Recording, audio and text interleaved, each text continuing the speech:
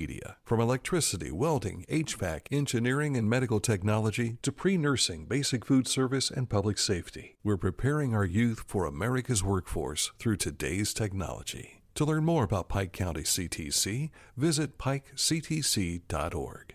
Discover Ross County. From the breathtaking outdoor adventures to the historic sights of Chillicothe and family-friendly events and festivals. Explore more at visitchillicotheohio.com or download the free mobile app today. In our chat with TJ Carper, we talked a lot about the starting quarterback position. It is a fella who last year got pressed into action due to injury. He had some good games, went 4-1 as a starter, and he's back this year. Tay Harris. We'll be talking more about him, no doubt, along with Cartay Ligon and the rest of this powerful Chillicothe Cavalier offense. But we'll want to talk about their defense coming up in just a moment. And, you know, Harris has got to put the ball in the hands of some other people, and he's got to have some big hog mollies up front. He's got those as well. And here's what Coach Carper had to say about his offensive line. Yeah, you do, man. You do. You have Connor. He's committed to NC State. 6'7", 315 pounds. Garrett Rosenberger, who's 6'5", 290 pounds. And then, you know, you anchor the line with those two. And then on your interior, you have Tyson. He's our left guard this year. He's making a switch from center to guard. And just a great player, great kid. I mean, busts his butt in practice. I guess our O-line coach, you know, Coach Fry and Coach White, they said he always grades out the highest out of all the linemen there. Just really mental kid that wants to do everything right. He doesn't ever want to have a mistake. And then we're young at center. Kay Griffey, he'll be a first-year starter for us, but just a really good kid, humble kid, very quiet. You know, just going to put his head down and just do things the hard, gritty way, and it's just fun to watch Cade. And then Aiden Scales, our other guard. You know, he'll be a 3-year starter for us as a junior. So it's just that line and the cohesiveness that they have, man, it's fun to see. And then we have another kid, Landon Sang-Yang, who will get reps there, and then Isaiah Bowling will also get reps there. You know, so. You know, you put all those guys together, you have really 7, 8, you know, really good linemen, man, that, you know, we're hanging our hat on to move the ball for us, to protect the quarterback, to really lead the charge. And those guys don't get a lot of credit. You know, they're the unsung heroes, but they're also the servant leadership that we always talk about. You know, they do a lot of things for people that they don't expect anything in return, you know, and they're not going to get the credit. You know, they're just not. But, you know, they are willing to put forth the efforts and just put it all out on the line for everybody else. You know, I find that very inspiring.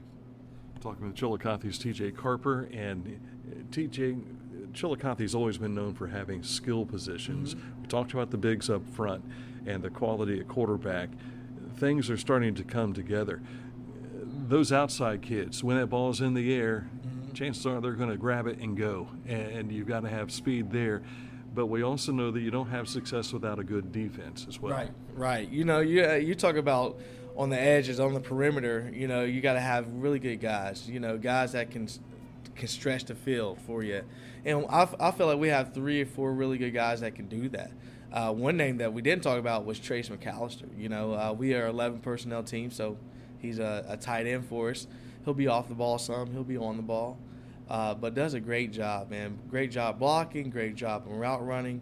I think he caught 4 touchdown passes last year for us.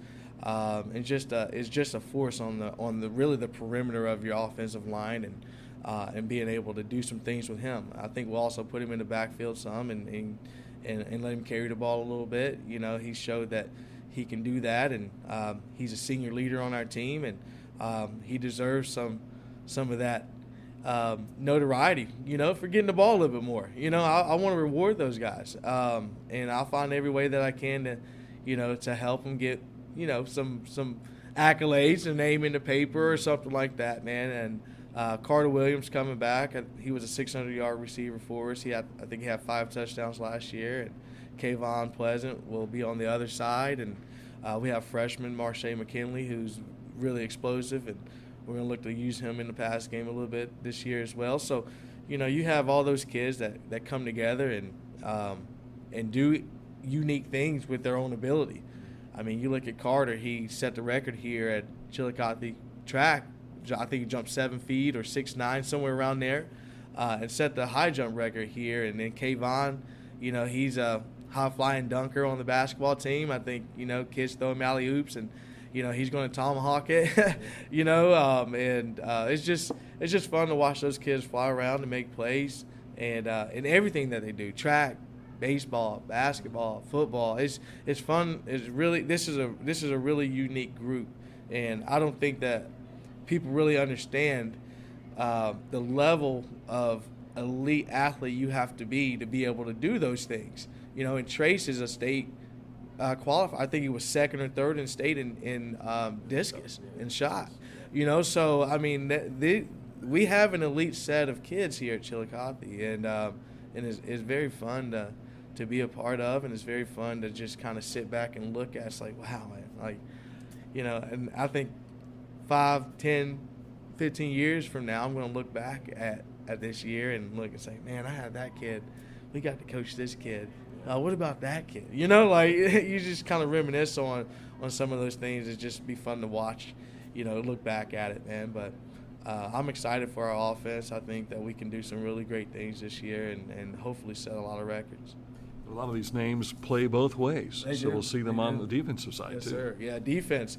And that's one thing that we have to – I feel like we did an okay job last year at times. Sometimes I think our youth defensively last year really hurt us, especially in the back end of things. On the back end of things, you have a lot of adjustments you have to make. You have a lot of checks that you have to make and have to be certain places. And I felt like our kids, they struggle with that at times. But going forward, I feel like now we have a core group of guys who are now entering to their second year. We only replaced one DB, and that was Jeremy Kane, and we replaced him with Kel. Jeremy graduated last year, so we have Kel Smith, who's coming in, is a great athlete. He's also another state qualifying wrestler. So you get to talking about all these kids, man, and it's like they are elite athletes, and it's fun to coach, but we got to do a better job defensively, I feel, this year. And I think, coming in running the same system as last year, it kind of helps solidify what we were missing last year. It kind of fills in that void and solidifies a lot of, what we can do going forward this year. So, the goal is to come in, play good defense, move the ball offensively, and win some football games, man. That's the key. We've got to make sure to do that. Circleville specifics. These two clubs have not met since 1987 on the varsity football gridiron. And one of the players that was there in the early 80s was the head coach now, Jay Sheridan. Yeah, so there's some history there. Yeah, I did not know that. But they also had a great season last year, 8-4. Yeah. And here they come, and they are going to have their chin straps pulled tight and ready to go at it. Yes, they are. Jay's a great guy. I talked to Jay prior to setting this up, and I think I forget how we even came about. I think we had week 1 open. They had week 1 open. Called Jay. He's like, "Hey, brother, you want to play?" And he said, "Yeah." So it's going to be a fun rivalry, kind of to renew. Sure. And you talk about like conference shakeups and things like this that are always moving and things, teams going here, teams moving up divisions, down divisions. But one thing that really sparks my interest is a rivalry. And if you look at it, having these old-time rivalries come back into football is kind of unique and cool because you get the community involved. You kind of get those guys that were in that era more involved and intrigued in what's happening now. And they can come back and they can look and they can say, I remember when we went up to Circleville, or I remember when Circleville came down here, and get them talking and get them back and get them excited about some things. So I think it's pretty cool that we are going to renew it, and I would love to play this game every year. I would love for it to be a first game for us every year. I think it'd be a good measuring stick of our toughness because, I mean, you talk about Jay Sherritt, man. You talk about running the football and wing tee, and every now and then they'll jump out in some spread, and they keep you on your toes, and they keep you honest with the things that he does. He's a great coach, Hall of Fame coach, 2-year, won 2 state championships, and – yeah, at the highest level of competition in Ohio. I mean, you're talking about somebody who knows their stuff. And to be able to coach against guys like that is really cool because I look at it as like, well, where do I stand as a coach? What can I do to get to his level of success? And prior to him coming there, I do not think Circleville had a winning season in maybe 9-10 years. I played Circleville when I was at Vinton County, and we beat them when I was at Vinton County. But it's a different Circleville now. I think that he's got it going on and got him going in the right direction. I know he's trying to establish that program as one of the elite programs in the MSL and in Central Ohio. I mean, if he can do it at Pick Central, he can definitely do it anywhere. You know what I mean? Because each district has their own unique challenges, and I mean, he's a great coach, man, and I'm thrilled to really coach against him and really look back at this and say, how can I get to where he's at? Obviously, I want to win, and I want to win in a bad way, but it also is a great measuring stick on our program here as well too, to look at and see, are we doing the right things and kind of compare it to guys that's been around a while and have won at a high level. The two first met in 1898, and here 1898, 100-plus years later, still going at it. And what matters is the one that happens in 2026. Yes, it does. Good luck to you. Yes, it does. I appreciate it, man, and I appreciate everything that you do for us, man. And we're going to do everything we can to bring one home this Friday. We'll catch up with you after the game. Yes, sir. Thank you. Coach TJ Carper here on Litter Media Radio. Rathkamp Financial is a comprehensive financial services firm committed to helping our clients improve their long-term financial success. Our customized programs seek to grow, protect, and conserve our clients' wealth by delivering personalized service and expertise. Securities and advisory services offered through LPL Financial, a registered investment advisor, member, FINRA SIPC. Please call us at 740-775-1040 to schedule a consultation.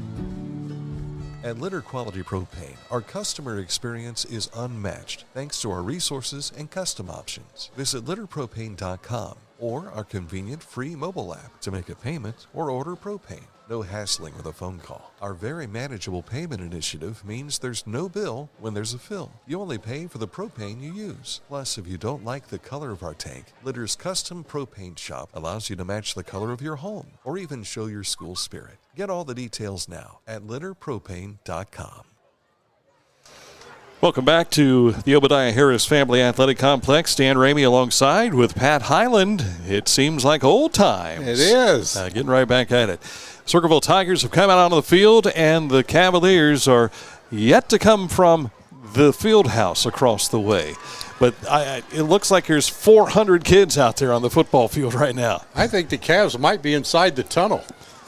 I did see him come out. Oh, did you see him come through? Okay. Yeah, they might be hiding in that big tunnel underneath the goalpost. Very well could be. And we saw the Rockets' red glare during the national anthem just a moment ago, so it is apparent that we will have fireworks if the Cavaliers score a touchdown tonight. So much like what we saw last year. Yeah, the Cavaliers are going to get the ball first, Dan. They had the coin toss, and Circleville won the toss and deferred. They're going to defend the goal at the north end of the end zone, so they're going to kick to the Cavs at the southern end to start this game.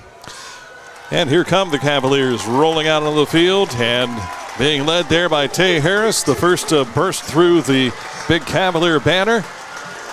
And this season is just about ready to get underway. It got underway yesterday with big wins for the Unioto Shermans defeating the Jackson Ironmen.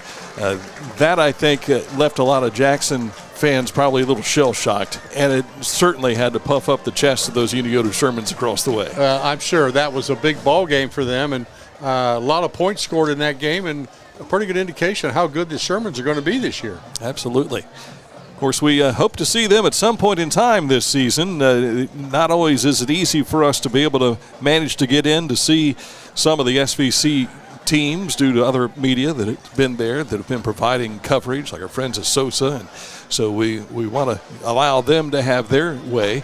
But we will be with an SVC team next week, the Huntington Huntsmen hosting the Bern Union Rockets. But here tonight, it is charter members of the South Central Ohio League going at it tonight. Chillicothe was not the Cavaliers at the time.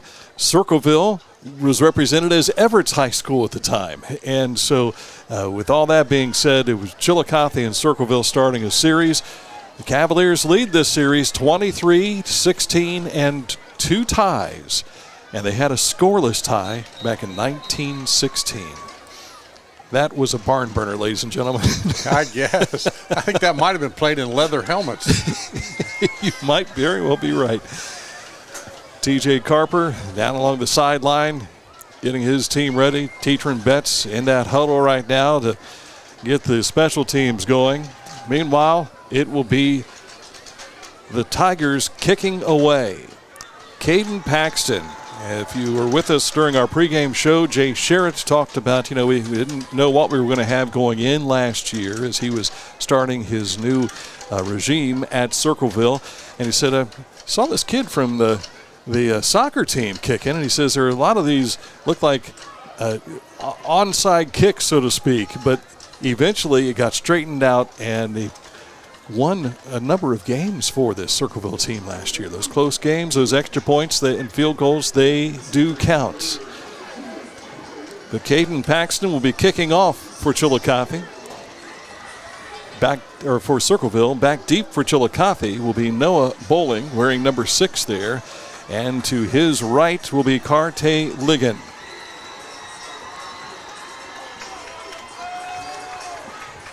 Paxton tees the ball up, getting ready to kick from the 40-yard line.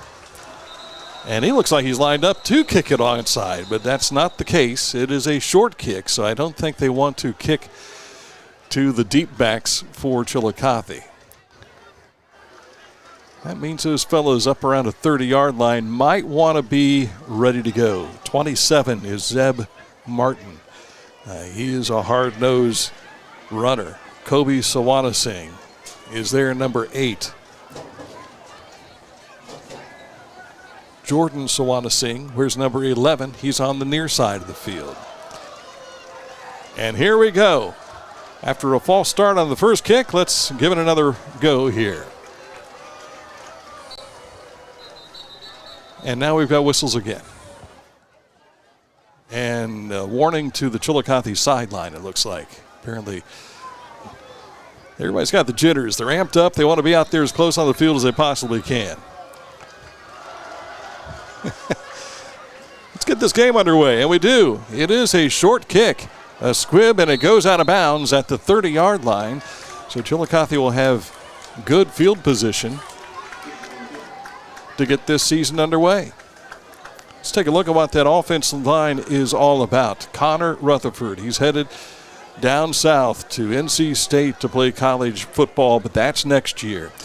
To his left will be at guard Tyson Speakman. Cade Griffey is getting a first start at center tonight. Aiden Scales, he's a 3-year starter for this Cavalier team. And Garrett Rosenberger, he was a Waverly Tiger last year, moved in this year, and he is going to anchor that right side of the line. That started with a penalty. They had a procedure penalty against the Tigers, so that's going to move the ball out to the 35-yard line, Dan. So Chillicothe with the ball to start this contest at their own 35. Clock is underway, and here we go. It's a keeper by Tay Harris. Around the right side, across the 40, 45, midfield, into Circleville territory. Still on his feet, and he's overhead to the 38-yard line. He'll be dropped at the 37, and a big gainer to start this contest. Nice run on the outside. He just kind of tiptoed out to the end and just moved his way up the field following his blockers. And the blockers were paving the way. And he didn't dart. He was very patient on his running there, too. Of course, he steps in there at 6'2", 215 pounds. He is a load. And speaking of a load, stepping in there is Landon Sanyang. And he teeters the scale when he steps in at left tackle. That was 28 yards on that run to start the ball game. Good field position now with the Cavs. Ball spot on the 37-yard line of the Tigers. From the 37, Harris swings it out left and nearly picked off. There defensively was Kaiser Cassidy. We have seen him on the basketball floor, and he's pretty quick. And he had that one go through his hands as we were trying to set a blocking scheme there for Carte Ligon on the left side. Yeah, he kind of jumped that route a little bit. If that ball had been down a little bit, he might have got in there to make that interception. Harris, he had to put a little arch on that to get it out of his hands. Or should we say the Tiger paws? Yes. Second down. Well, we're going to back it up here because that was what are they going to call that, a lateral? Yes. So the Cavaliers lose 4 yards on the play, now backed up to the 42 in Circleville territory. Harris hands off to Carte Ligon on the right, comes back, cutting, spins, 360, gets across the 35 and brought down at the 32-yard line. A good gainer, but we've got a flag over by the 40-yard line. Ligon's quick, he's fast, he came over. It looked like he was going to be stopped, didn't at a 360 turn, and look out. He manages to get another 6 or 7 yards out of the run. Officials are conferring around the middle of the ball, at the middle of the field next to the ball, and there's been no signal yet. Going to pick the flag up. That's going to go against Circleville. It is. Personal foul. That's all they're indicating. The Tigers hit with 2 penalties here off the first possession. That first penalty came on the kickoff and find themselves now allowing Chillicothe to penetrate into the red zone down to the 17-yard line. Cavaliers coming out with a full house backfield. Harris hands it off to Ligon up the middle. He gets across the 15, stopped at the 14-yard line. Gain of 3 on the play. We didn't get around to the receivers for this ball club. Running at an H-back position is Trace McAllister, along with Kayvon Pleasant. He wears number 7. McAllister's number 4. Carter Williams number 1. And a freshman's out there, Pat. Marsha McKinley wearing number 5. 2 split to the left, 1 to the right. Ligon in the backfield with Harris. Taking the snap. Handoff to Ligon, right side, cuts inside the 10 and down to the 4-yard line. And it's first and goal to go for Chillicothe. 10 yards on the carry. Little trap play off the right side. Liggins cuts back and gets 10 on the play. Substitutes come in, and it's going to be a power play because they've brought in the big boys, and coming out were 2 of the speedsters at wideout. Carter Williams is going to stay in. He'll be the wideout on the far side of the field. But Ligon will have some blocking help in front of him. McAllister on the left. And it's going to be a give to McAllister, it looks like. Did he get to the goal line? Looks like maybe down to 2. All right, so Coach Carper told us yesterday, he says, we may reward McAllister for his efforts. You know, he came in, had some nice runs last year. I think he had 5 touchdowns on the season last year. And he's in that backfield for use as a decoy, possibly, maybe also for the blocking scheme. Now he'll go into a slot on the far side. And we've got another stoppage of play here. Closing in inside the 5-yard line. Chillicothe making a threat here. The ball at the 4, making the 3-yard line. And apparently there was a problem with a wristband or something there for that Kate or Griffey. A glove. I'm not sure exactly what was the issue. Now there's a confusion on who comes in, who stays out. Right. First game for everybody, right? I was thinking about that when I was behind a school bus yesterday, the first day of school. I thought, even the bus drivers have their first day. Yeah. All right. 2nd and goal to go from the 3-yard line. And another whistle. Sideline warning. All right. And Coach Carper turns around and says, "Where's my sideline coach? Yeah. Get off the white." They always called him the get back coach. Yeah. And did they move back? They moved back to the red line that's a sideline for soccer. Yeah. That's about 4 yards off the sideline. Handoff. Carte Ligon. Touchdown, Chillicothe.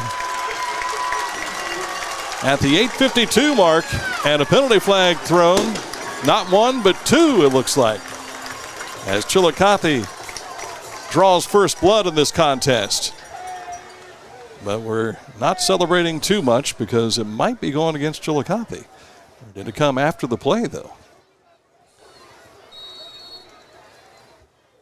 Coach Carper walking out on the field. I think he wants to get an explanation or maybe just a quick timeout to talk with his kids. Yeah, he did call timeout.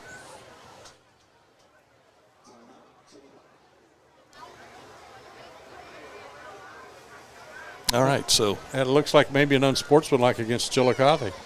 Maybe some words after the scoring touchdown there. You get that first one, yeah. you want to puff your chest a little bit, and you get up and pound it, and next thing you know, you say something you shouldn't say, and you draw a yellow flag. A little bit of laundry on the field there.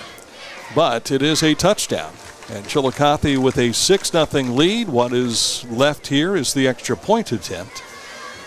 And for the Circleville Tigers, their defense was out there first, and they wanted to test Chillicothe's offensive power, and they saw some of that. Did Chillicothe, did they lose yardage but just one time? Yeah, I don't think so, Dan. They ran that touchdown 7 plays in 3 minutes and 8 seconds, and a couple penalties kind of slowed it down a little bit, but not much. Scoring at the 8:52 mark, and Chillicothe takes the lead, 6-0. Cavs are going to try to kick this extra point. We will take a break after the extra point here on this attempt. Carter Williams is your holder. And the kick on the way, and it is good off of the left foot of Lucas Walls. And Chillicothe with a 7-0 lead to start the 2026 campaign on Circleville. You're listening to high school football on Litter Media Radio, Facebook, and YouTube. The Mower Store with brand names, great selection, big inventories, and in-house service for what you want. Hometown Motors Incorporated is the mega mower store you've dreamed about, representing the biggest names in lawn and power equipment. Hometown Motors Incorporated on Eastern Avenue in Chillicothe is the place to shop. Make Hometown Motors Incorporated your go-to when it comes to lawn and power equipment. You'll love your experience shopping with us. Visit us online or stop on in. 818 Eastern Avenue, Chillicothe. Each week, we'll announce the Neil Coleman Insurance Wyandotte Mutual Litter Media Player of the Week, presented by Homeland Credit Union. And in December, we'll announce the Player of the Year. Nominate any amateur athlete by visiting littermedia.com and click on Player of the Week. You'll also see the players we've named throughout the year. Make your nomination today for the Neil Coleman Insurance Wyandotte Mutual Litter Media Player of the Week, presented by Homeland Credit Union. And congratulations to that Player of the Week, which was Connor Chandler, the McLean Tigers golfer, firing a 35. So congratulations. If you've got a nomination you'd like to send in, send that to littermedia@gmail.com. You just have to be an amateur athlete. Chillicothe with the scrub huddle and getting that ready to go, and Walls will be ready to put a foot into it again. The Southpaw came away with a PAT just moments ago, and now we've got a stoppage of play. The official on the far sideline is pointing towards the chin, and it looks like a chin strap wasn't connected maybe? That or a mouthpiece wasn't in. And that's the kicker. So we're going to have a backup kicker come in. Oh, my.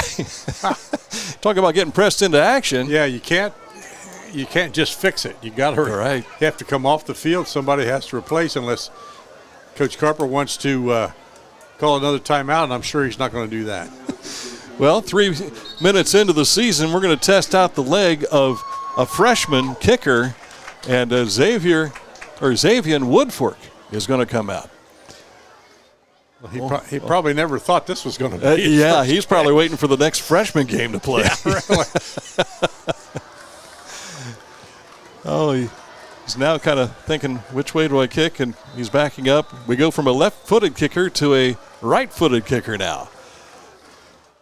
And here's the kick, and it's away down to the Circleville 35. Picked up there by Ray Azell, and he's got a spin move and gets into Chillicothe territory. And great field position for this Circleville Tiger offense, starting at their Chillicothe 44-yard line. Here's the offense for Circleville. Blake Patterson. He's at tight end. Left tackle, Jackson Klinger. Isaiah Menken is your left guard. The center is Chris De Los Santos. Right guard is Caden McGurk. Right tackle, Braden Brisker. Quarterback is a sophomore, Alex Spradlin. And he will take that snap, hands off to Ray Azell. Azell makes his way to the left side and goes nowhere. He might have lost a yard on that.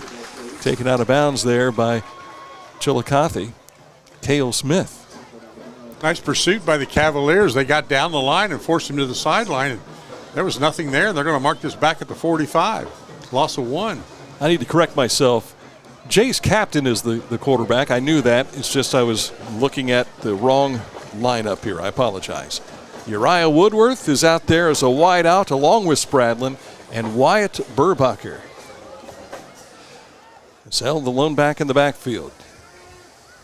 Captain looking, rolls right and then throws left, and all alone is Azell, and he's off to the races and gets down to the 5-yard line. Might have been stopped about the 7, but Chillicothe's defense was caught totally off guard on that one. But now there's a penalty flag back near midfield. They're going to bring it back. So a big play for Circleville taken away. Fell asleep on that one defensively, but Coach Sherritt has a way of pulling those things every once in a while. You remember the years we did football for so long, the halfback pass. All the time. You got to watch out for that. The tight end across the middle. And all those, that's all part of this arsenal for the Circleville Tiger team. So they'll try and lull you to sleep with the run and then, boom, hit you over the middle. That penalty was holding, so they're going to move that back to the 46-yard line of the Tigers. Now facing second down and 20. So Captain will have wing T set up for him here.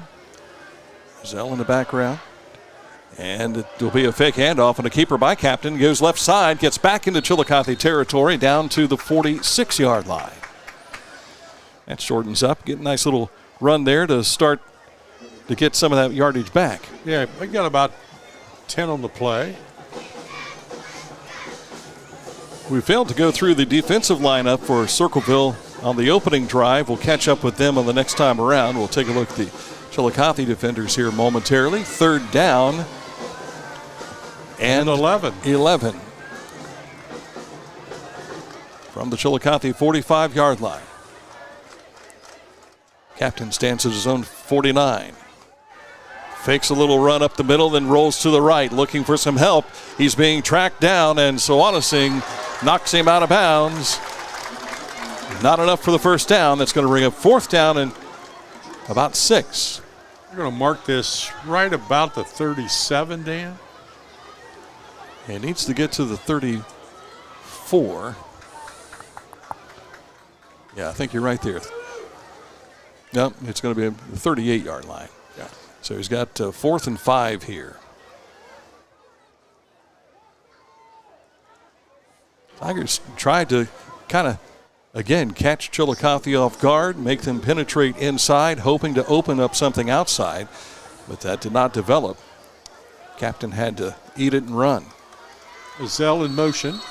And a penalty flag, and that's going to go against Circleville. They're I think there was 2 guys in motion. Yeah. Like you said earlier, Dan, first game of the year, even though they've had a couple scrimmages, the bugs are still there. Mm-hmm. And it's totally different when you're playing against an opponent that, kind of throws you off balance a little bit. So, and if that play was moving to the left like they were moving there, Ezell had the sun in his eyes too. Yes. So if a ball was coming his way, it was a hope and a prayer. They're back in punt formation. Here is the kick. It is away. Chillicothe will have Ligon back deep, but it will bounce at the 15 and be stopped at the 19-yard line. So let's take a look at that Circleville defense for you. On the front of the defensive tackle positions, Braden Brisker and Caden McGurk. You couldn't get these two apart in the locker room as far as the weight room, and they just challenged each other all the time. One's a 290, the other's 275. Lamont Holloway and Evan Vandegrift are your outside linebackers. Inside, Caden Sanchez and Jacob Liston. Cornerbacks, Alex Spradlin along with Chase Foster. And the safeties, Kaiser Cassidy, Uriah Woodworth, and Owen Miller. You might remember that Woodworth name there, Pat Highland. It does. Remember Juice Woodworth? Oh, yeah. That's his little boy. Oh, my gosh. 1st and 10 for Chillicothe from their own 19. Handoff, Ligon, right side, across the 20, gets outside the 25, down to about the 27-yard line. Gain of 7 on the play. Cavaliers pretty intent, Dan, on running to the inside. They're kind of going up through the block behind Rutherford over there. And, if he moves somebody 2 or 3 yards, there's going to be a hole for Ligon. Cavaliers on possession from the 26. Quick look at the blitz, and there is a run up the middle by Ligon. And he is going to be dragged down there by Sanchez. He got a piece of him as he was coming across the line, then he just was holding on and hoping they could pull him down. That's going to move the sticks. First down, gain of 9 on the play. Chillicothe and Circleville, they first played way back in 1898. They played twice that year. In fact, Circleville owned the series for the first several times they met, but then Chillicothe started taking over as time went on. But when Jay Sherritt played at Circleville, I believe they were 4-0 against the Cavaliers during those days. Harris with the pass inside. Carter Williams. He takes it, but he doesn't get very far. He will be stopped. And might have had a. Did he get back to the line of scrimmage? I think they're going to lose a play on that. So that brings up 2nd down and 10. We mentioned the name Woodworth a moment ago. Nathan Woodworth played on that state championship basketball team for the Cavaliers, but he has since gone into the ministry. He's a well-respected pastor up at Circleville, at Circleville Baptist. So here's a keeper by Harris, up the middle, across the 35 and out to the 38-yard line. Not enough for a first down. They've got to get out to the 45. Just a little hesitation there by Harris. And he comes up limping. Yeah, he's going to be all right. He's going back to the huddle. He's just going to shake it off. But they just ran a little hesitation. He just kind of, read the line to see what was there. And he's going to go over and sit down on the sideline and be seen by a trainer real quick. And that brings another freshman back into the ball game. Owen Wood steps in. He'll be calling the signal. You talk about the freshman having to kick for the first time at the last second. Now you're next man up. You got to be ready. So he comes out facing a 3rd and long. They got an official timeout. The umpire is tying number 9's shoe for him. That's Sanchez. They do everything. Yeah. A little bit of housekeeping there. Yeah. Ligon is off to the right. Wood takes the snap, hands it off to Ligon. Carte works over to the left side. He's got first down yardage, penalty flag thrown, but he's off to the races, and he's going to make it to the end zone. But this is most likely going to come back on an illegal block by Chillicothe, right at midfield.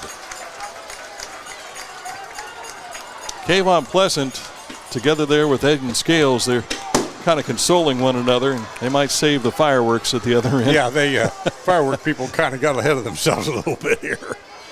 And it is a hold on Chillicothe, so that will negate the long run by Carte Ligon. But that shows the kind of speed the young man has, and if he sees a crease, watch out.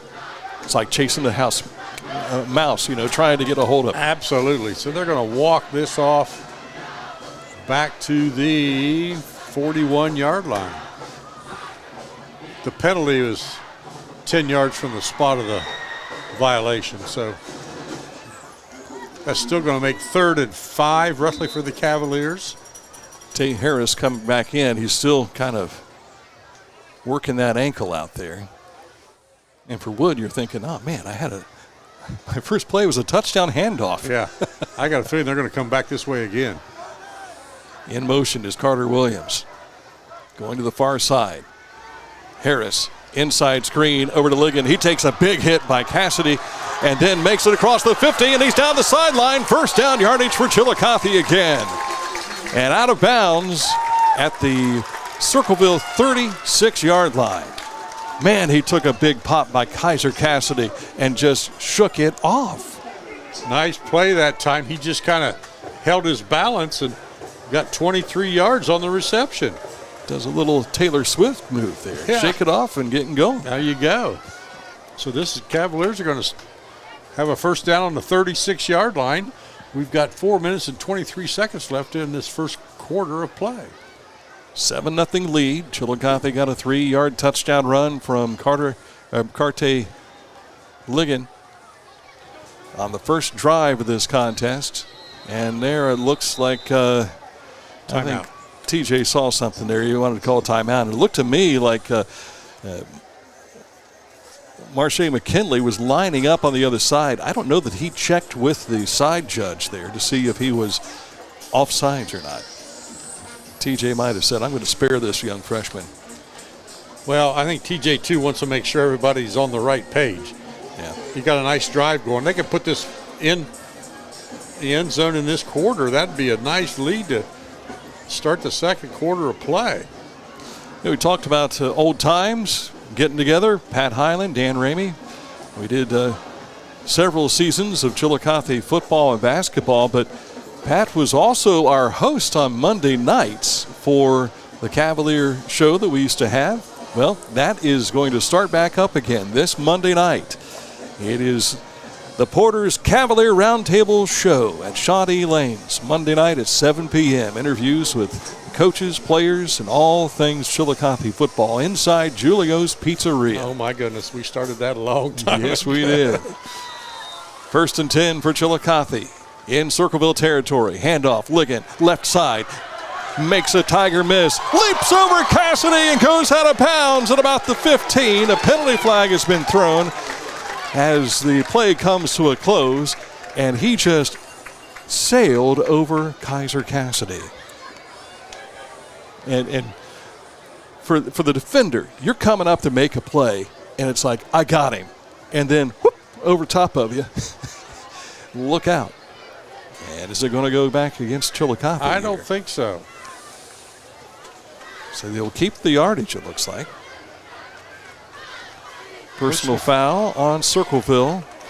So this will penetrate that ball down inside the 10. 1st and goal to go for the Cavaliers from the 9-yard line. That's a 19-yard rush for Ligon. He's got 7 carries in this ball game for 59 yards here in just the first quarter of play.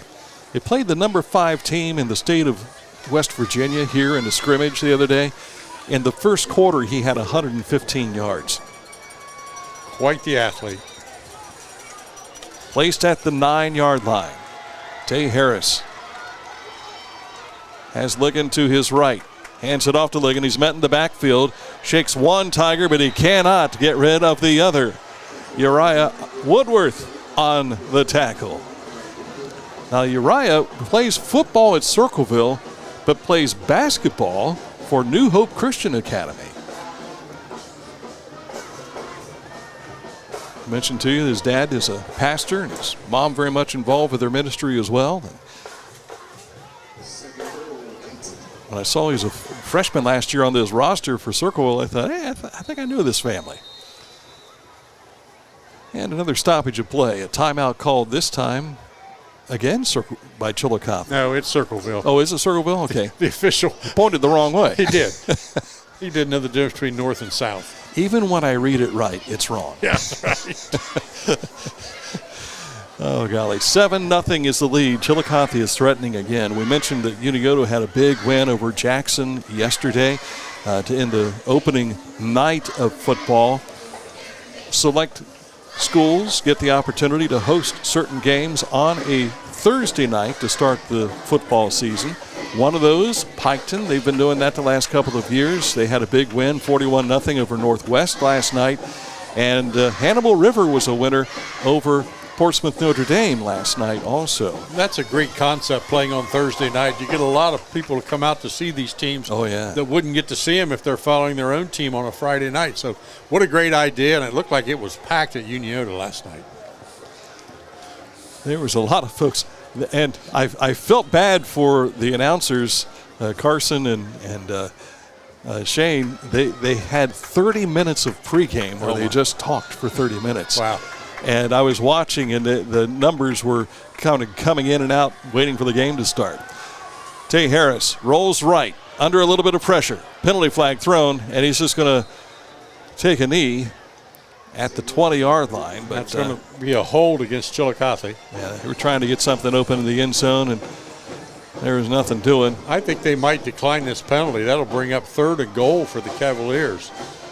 Yeah, they had the ball down at the 9-yard line. Then they have backed up the last couple of times here. Now they're going to back it up. So still 2nd down, 2nd and goal to go from the 29. Just give you more room to pad stats, I guess. Well, something else that hasn't changed. Pat is keeping stats with an ink pen. Yes, I always like to do that. It keeps him honest. Yeah, I can't keep up with an iPad or a tablet or anything like that. Triple receivers to the left. Harris looking that way, under pressure, and brought down just as he lets the ball loose. But is it picked up by Circleville? No, they're calling an incomplete pass, Dan. Yeah, they had a better view of that than we did because he might have had a knee down on that far side. So now you're looking at 3rd and 29.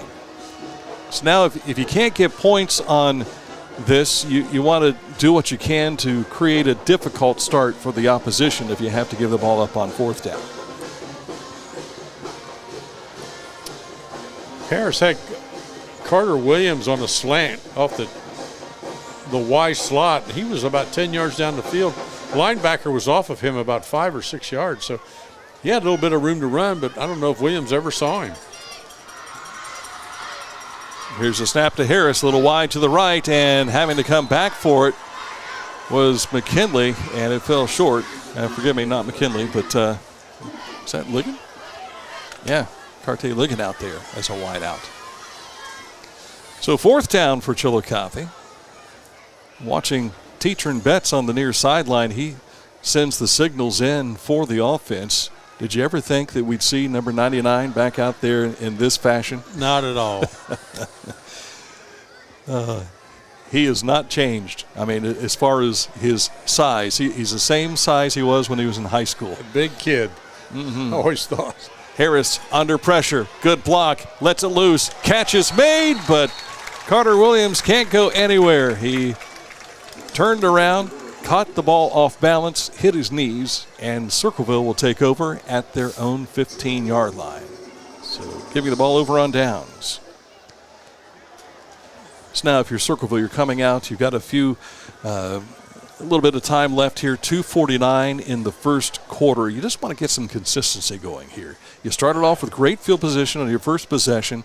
The second time around, you were forced to punt, so you want to have a better outcome. Well, they called a couple nice plays, Dan. They had Ozell wide open on that sideline route, but it got called back on a penalty for holding. But they called a couple nice plays. They just kind of shot themselves in the foot, trying to move those sticks.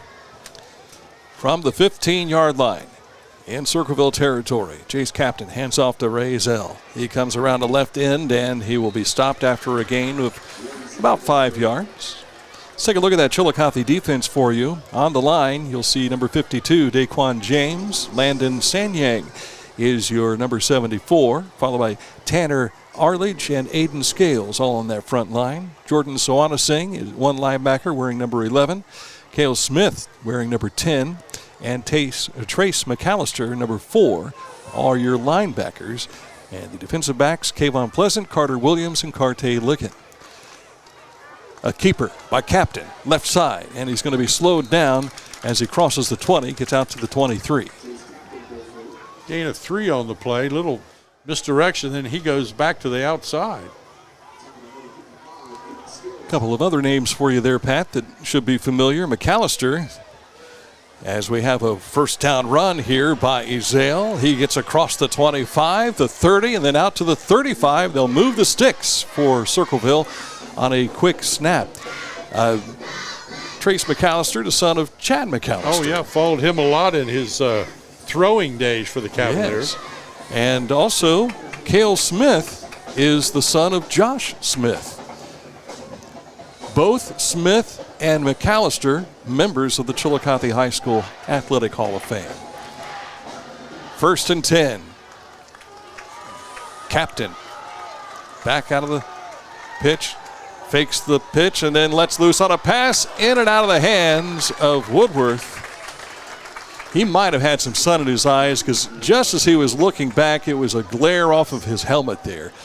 And I can't quite tell if he's got a face shield on or not to protect his eyes, but I saw a flash and then the ball went right through his hands. That referee and the back judge kind of fooled me a little bit. I thought he started to reach for a flag, but he hesitated and then just waved it off. 2nd and 10 after the incomplete pass. Burbacher comes to the near side. Captain fakes the pitch to Ezell, then throws it inside, and that's going to be Woodworth, and he'll be stopped. No gain on the play, and a penalty flag in the backfield. And that's going to be holding against Circleville. And I think usually it's going to be the guy that's closest to the official, and that's Caden McGurk. Yep. All 5'11", 270 pounds. Big guy.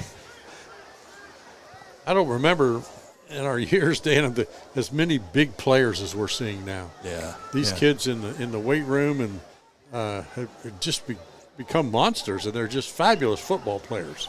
Well, the bookends that Chillicothe has now with Connor Rutherford at 6'6", 297, and Garrett Rosenberger, 6'5", 272. Those are the kinds of, when we were in the OCC days, yes, we would see that at Dublin Scioto and Thomas Worthington and all those schools. I remember Katzenmoyer standing out here. Oh, golly. He looked like he was twice the size of every other kid out there. He played 15 yards off the ball. Yeah. As an inside linebacker. He was enormous. And before you know it, he was right there. And that's back when they wore the big giant pads. Yes. 2nd down from the 25 in Circleville territory. Captain throws to his left, finds Ezell. Ezell gets about 2, maybe 3 yards out of that. He'll be brought down at the 28-yard line. Just shy of the 29. Cavs doing a nice job of staying with the individual. You know, I think they're playing a little bit of zone deep, but on the outside, those backers are just hanging out there when those guys swing out. And then all the backers got to do is just hold them up, and then help arrives. Well, and Captain, he had that option, and he decided to do the pass option, and when he did, Chillicothe's defender was already there. Spread offense, nobody in the backfield. Captain looking pass, now under pressure, brought down. Making the catch there is Griffey. No, that's Scales. Aiden Scales on the quarterback sack. That's going to end the quarter, Dan. So we have played through the first 12 minutes, and we find ourselves with a 7-0 lead by Chillicothe. More when we return on Litter Media Radio. Welcome to the bundle event. Entering now our undisputed tag team champions, the mid-size SUV and the mid-century modern. Together with a State Farm agent, this auto and home duo are a powerful force of savings, service, and customizable coverage. Now, let's get ready to bundle. Contact State Farm agent Dave Strickland at 52 East Main Street, Chillicothe to bundle and save today. Availability and amount of discounts and savings vary by state. When you're hungry, you want it now. And it's even better when it's from people you know, like our locally owned Chillicothe Frisch's Big Boy Restaurant. For years, folks have enjoyed stopping in for the Frisch's Breakfast Bar, which is available 7 days a week. And even when you decide to eat on the go, their complete menu is available through the drive-thru. From Big Boy platters to chicken parm dinners, even the fresh salad bar. And top it off with a slice of pie or their famous hot fudge cake. Call ahead and they'll have it ready for you. Chillicothe Frisch's on North Bridge Street. Wherever you are listening or watching tonight, let us know. This is the first time we have done a video stream for our football or basketball coverage. We're giving it a go. Kudos to our Aaron Glandon, who is mastering not only the camera, but also the network feed that we're going through here. You should have seen him scrambling around when we didn't have internet just a moment ago. But he has since settled down. All right, so forcing a punt here. Circleville will be kicking from inside their own 5-yard line. Ball is away, and it is a short kick. High, bouncing at the 40, and it will be down at the Circleville 38-yard line. So Chillicothe will have fantastic field position to get things started. Wyatt Burbacher is the punter. He's one of those young sophomores the Tigers are grooming along the way. CHS and CHS going at it tonight. Tigers and Cavaliers. Had the pleasure of doing the last time these two clubs met on the gridiron, 1987. Turned out to be a Chillicothe victory after losing, I believe, 4 straight to Circleville. That was a big win for Bill Trent in his 3rd season as the head coach for the Cavaliers. Well, by then it might have been his 4th or 5th because he came with the new blue in '82. All right, Chillicothe, 1st and 10 from the Circleville 38-yard line. Harris hands off Ligon, right side, gets to the 35-30, puts on a little stutter step, goes up the back of a blocker, gets inside the 10, spins ahead to the 6-yard line. Another big gainer for Carte Ligon. He is a highly touted recruit, just a junior, ladies and gentlemen, just a junior. 32 yards on the run. And he just did not stop. That's 81 yards on the night for Ligon early in the 2nd quarter. McKinley and Carter Williams go wide to the left. Ligon stays inside on the right. Harris hands it off on a draw, and it's going to be Ligon as he gets hit, but then bounces to his left and scampers in for a touchdown. 6-yard run. Chillicothe makes it 13-0. And it happened like that. No time at all. Scoring at the 11:24 mark.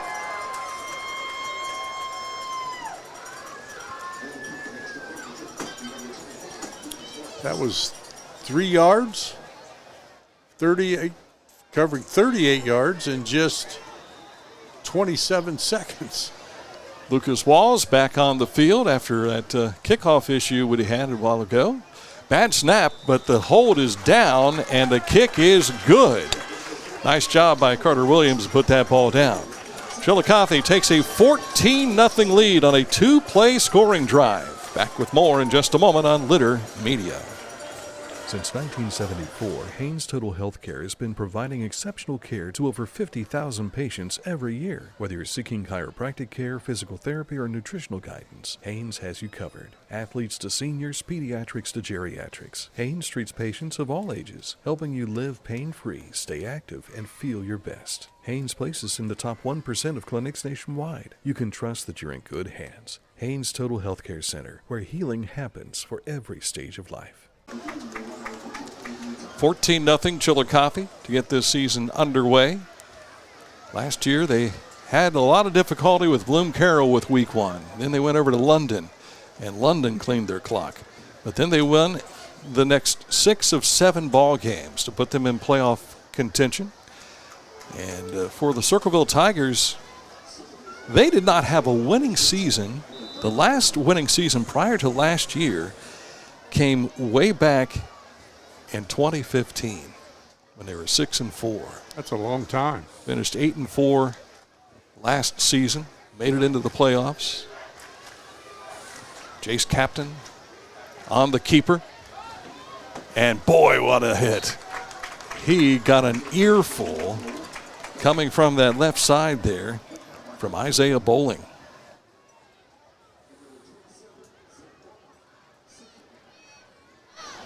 But he managed his 5 yards out of the run. That's just 12 yards for the ball game for Captain. He had that big 11-yard loss early in the first quarter. It's going to bring up, I think, about 2nd and 5. Captain is out of the game.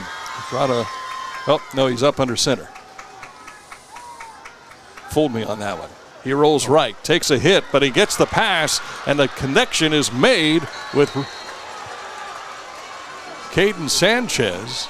Sanchez came into that huddle a little bit late, and I thought to myself, watch out for the tight end.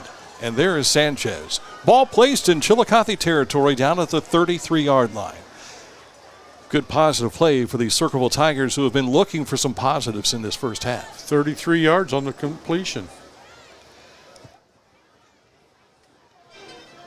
And Captain took a hit just as he released that ball as well. Back at it again, 1st and 10. In Chillicothe territory. Handoff, right side. And on the run there is Cy Cassidy. Cy Cassidy is a freshman. Man, he's big. 6 foot 170. Pretty big freshman. Next week we'll be on the road to the Township. Huntington hosting Bern Union. They're playing at Newark Catholic tonight. Got a little story about that we'll share with you in just a moment. 3 in the backfield. Captain under center. And they get the Cavaliers to jump offside. So that'll create some more positive room for this Tiger offense. Going to Newark Catholic does not have visitor stands on that side. So they told the Huntington fans, bring lawn chairs. And I thought to myself, for Huntington fans, we'll ride our four-wheelers and put out the pickup trucks, and we'll sit in the back and just take a watch from the sideline. Yeah. And hard to tell what might be in the back of the pickup truck. 2nd and short to go here inside the Chillicothe 25. Out of the shotgun. Captain hands it off to Ray Zell coming out to the left side, and he gets around that end. He's got enough for the first down. One of the Cavaliers was looking for a hold on that play, but he's not going to get it. Aiden Scales thought he was held, but it didn't happen. 6 yards on the play. That's going to move the sticks. It's for the Tigers. Cavaliers leading 14-0 here with the Circleville Tigers driving here early in the second quarter of play. Swap out some personnel and then bring some others in. See Tristan Carmichael making an appearance tonight. Spradlin coming back in, wearing number 10 there. Number 4, Kaiser Cassidy, coming back in as well. Woodworth and Burbacher go wide to the right. Cassidy's in the backfield with Captain, and he'll get the call. Cuts over to the right side, and he'll be brought down. Zeb Martin is there. And for some reason, I don't know that that's actually Isaiah Bowling. I don't have a size on Isaiah here, but he's wearing number 54. And we've not seen him on the list here of the starters. So I don't know if it's someone wearing 54 or what the case might be there. We have to get a hold of Dan Jr. He's taking photos for us down on the sideline tonight. We don't have a sideline reporter like we used to. 2nd down and 8 from the Chillicothe 15-yard line. Under center is Captain. Hands it off to Izell. Coming over on the right side, and he is going to be brought down quickly on that far side. I think it was Ligon that got him. Coming out of that safety position. I think so, too. That's a loss of 2 on the play. That brings up 3rd down and long. Be about 9.5. And it's spotted at the 16-yard line. Circleville on the road next week, too. They will be traveling over to Washington Courthouse to face the Blue Lions. Blue Lions made some improvements to Gardner Stadium. They have new goalposts. They don't have those old soccer goalposts anymore. Got rid of those. 3rd down and a long 8, but a timeout call by Jay Sherritt. Yeah, so it'll be Circleville at Washington Courthouse. There's another couple of former SCOL members going at it. Of course, Washington now in the Frontier Athletic Conference, where Chillicothe has found a home. So who is kind of forecast to be the strength of the Mid-State League this year, Dan? Bloom Carroll, usual? Bloom Carroll's usually in that discussion. There's no question there. To be honest with you, I haven't been able to catch up with Logan Elm to see what they have coming back. Of course, they have a coaching change there for this year. For Chillicothe next week, they will be back home again. And guess who's coming to town? Santa Claus. Wheelersburg Pirates. The Berg. And they don't have many gifts in their bag. They don't. For the opposition. The Berg is always good. Mm-hmm. 3rd and a long 8.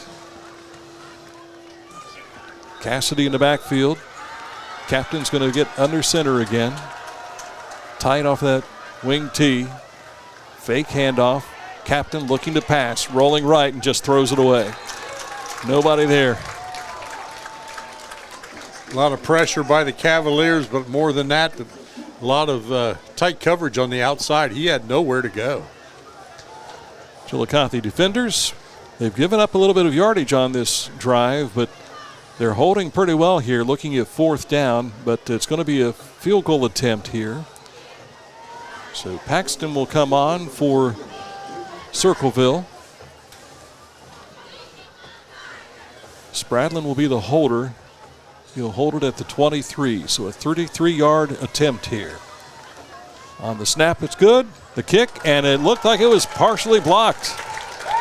And it goes to the goal line, and it's going to be picked up, but I don't think you could bring that out of there. No, not in high school. Zeb Martin went over and grabbed it and says, I don't think it went in the end zone. I'm going to take it. Yeah. Nice job of defense by the Cavs. But if he doesn't take that, then it's probably down at the 1 yard line. Yeah. You got to take that chance, right? We're going to mark this at the 20 after the touchback. Cavaliers 1st and 10. 7:01 remaining here in the second quarter of play. Chillicothe with a 14-0 lead on Circleville. They have turned Circleville away twice. This was a field goal attempt that was blocked. I'm distracted by the pigeons. New LED lighting here at Hatton Memorial. Well, used to be the old Hernstein Field. Still has a Hernstein feel to it. It does.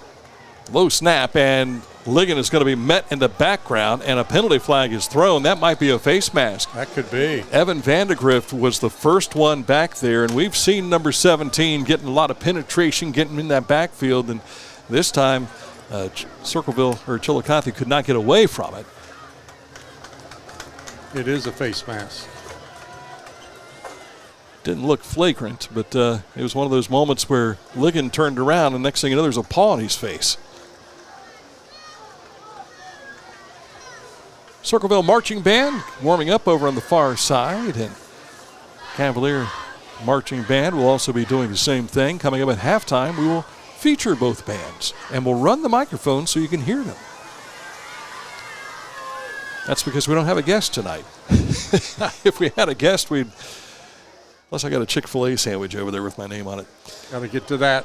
Harris gets away from one would-be tackler and then goes through the hands, but there was a defender there. Well played by Burbacher defensively.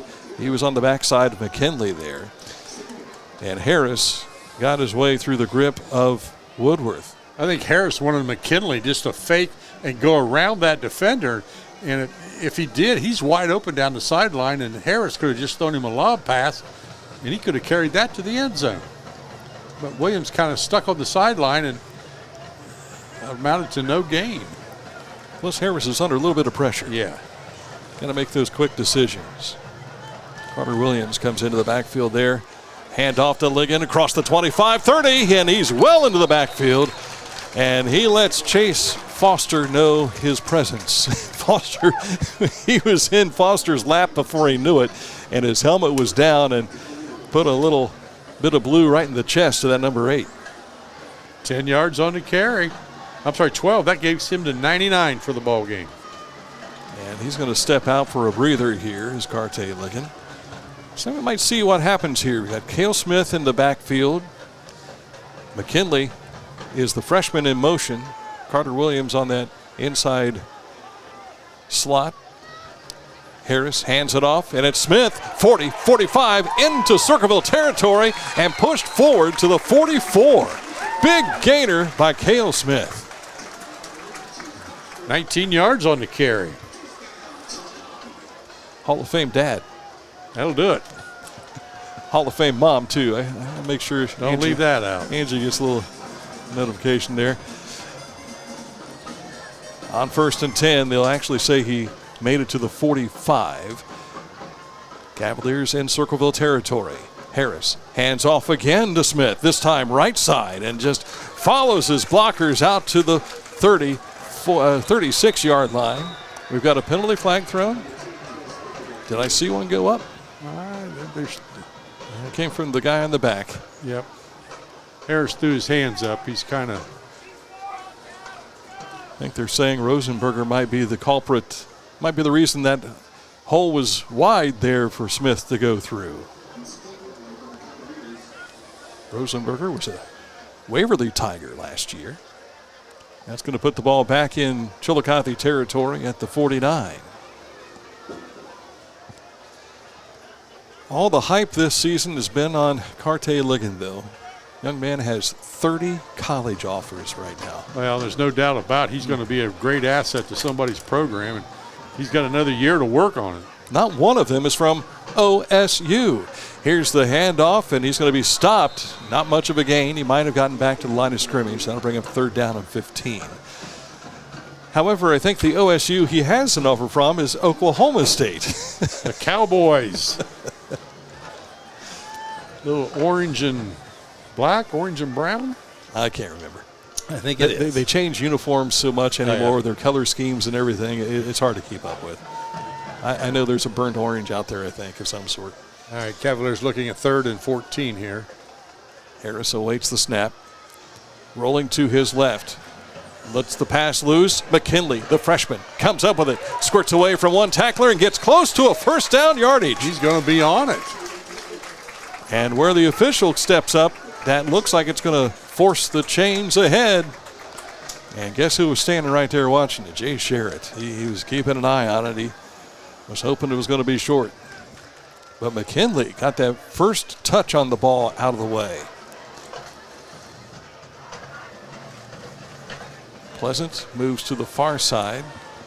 And the near side will be Williams and McKinley.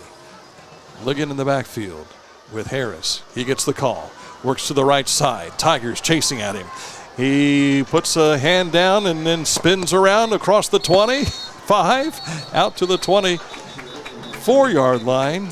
We've got a blocker downfield locked up with one of the Tigers. That was McKinley, and Owen Miller connected.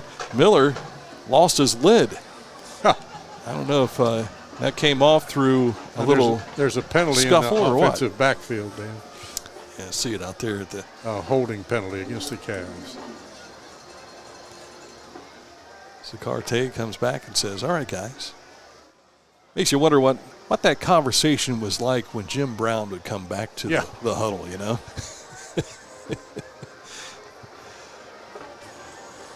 I think that would probably be a nicer conversation than with Paul Brown. Probably.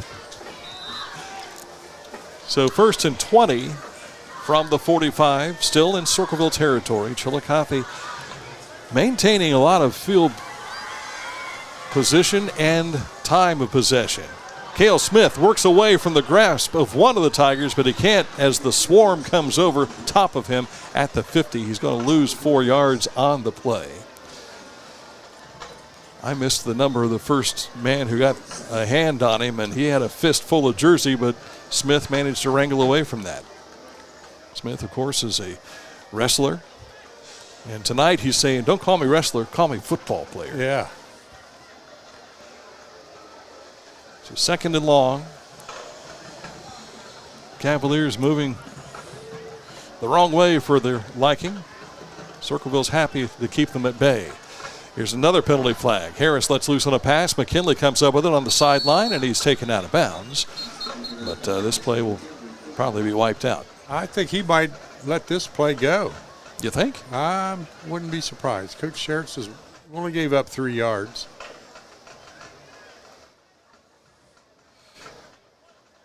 So it is against Chillicothe, and it's procedure.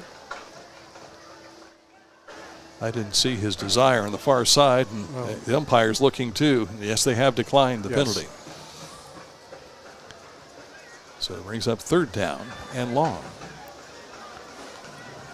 Ball placed at the Circleville 48-yard line. 3:33 remaining on the first half clock.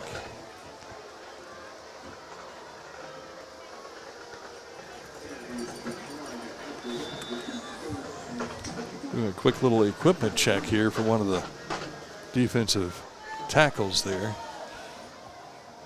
Braden Brisker was helping out on that with Evan Vandegrift.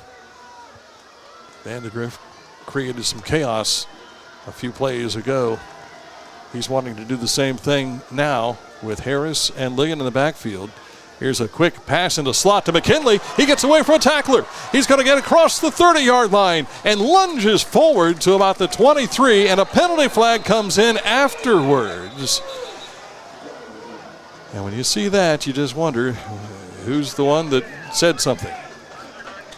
It's not enough for a first down, but it certainly makes a much better circumstance if this penalty goes against the opposition and not Chillicothe. But the Cavaliers are walking backwards, so it looks like it is going to go against Chillicothe.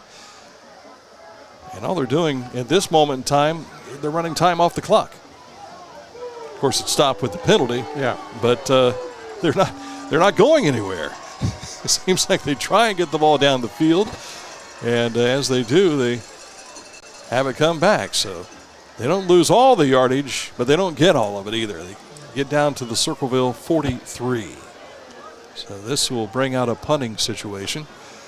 And Tay Harris stays in at the punt position. Harris has a rather famous poppy too. Carl Harris. Remember Carl the Rock Harris? Oh, my. Man, he could run and he could hit when he tackled you. Harris stands back at the 45. Low snap. This is trouble. He's got to pick it up and get rid of it.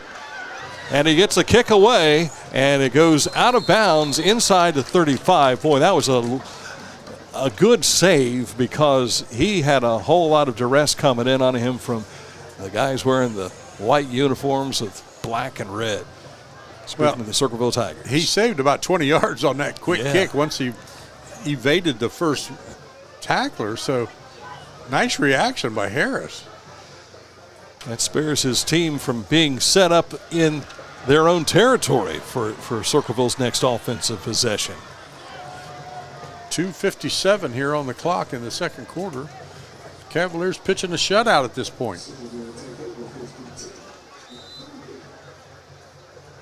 Did we have a bug come up and take our camera out of focus? White balance. Gotcha. Little white balance check. Didn't have to worry about that in the radio days. Nope. 1st and 10 from the Circleville 37-yard line. Ezell gets a little bit of a gap, but not a whole lot. He had to go through it backwards. And will be stopped at the gain out to the 37-yard line. I was wrong when I said where they started from. They started at the 33. Right. Now out to the 4-yard gain there. 2:30 remaining in the first half of play. Chillicothe with a 14-0 lead. 2 Carte-Ligon touchdowns, and they're not big runs, but he had some big runs to set him up. 3-yard touchdown run and a 6-yard touchdown run. 2nd and 6 for Circleville. Captain. We've got a penalty flag thrown as he has a keeper. He works around that right side, and he'll be stopped there, tripped up by Carter Williams out of that left corner position. And we've got a swap out of defenders for Chillicothe. Looked like Sanyang might have twisted a knee or an ankle, whichever the case, but he's came hobbling off the sideline. He was struggling to get to the sideline. This is going to be against Chillicothe. Hands to the face. Apparently. 15 yards. They're going to mark this on the 45-yard line. So Circleville will take advantage, move the ball inside Chillicothe territory at the 45 with 2:08 remaining in the first half. And if you're Jay Sherritt, you want to get some points on the board before you go into the break. Right. I think has he used 2 timeouts, I think. Backs to the left and right of Jace Captain, the quarterback for Circleville. Awaits for the snap. And it's a keeper. He's going to follow Cassidy on the right side. Manages to get about 5 yards on the carry out to the 40. Safe play. Run between the tackles. See what happens. And we've got a shaken up Tiger. It's going to stop the clock. That was Captain. The officials helped him up. I don't know that he has to come out of the game, though.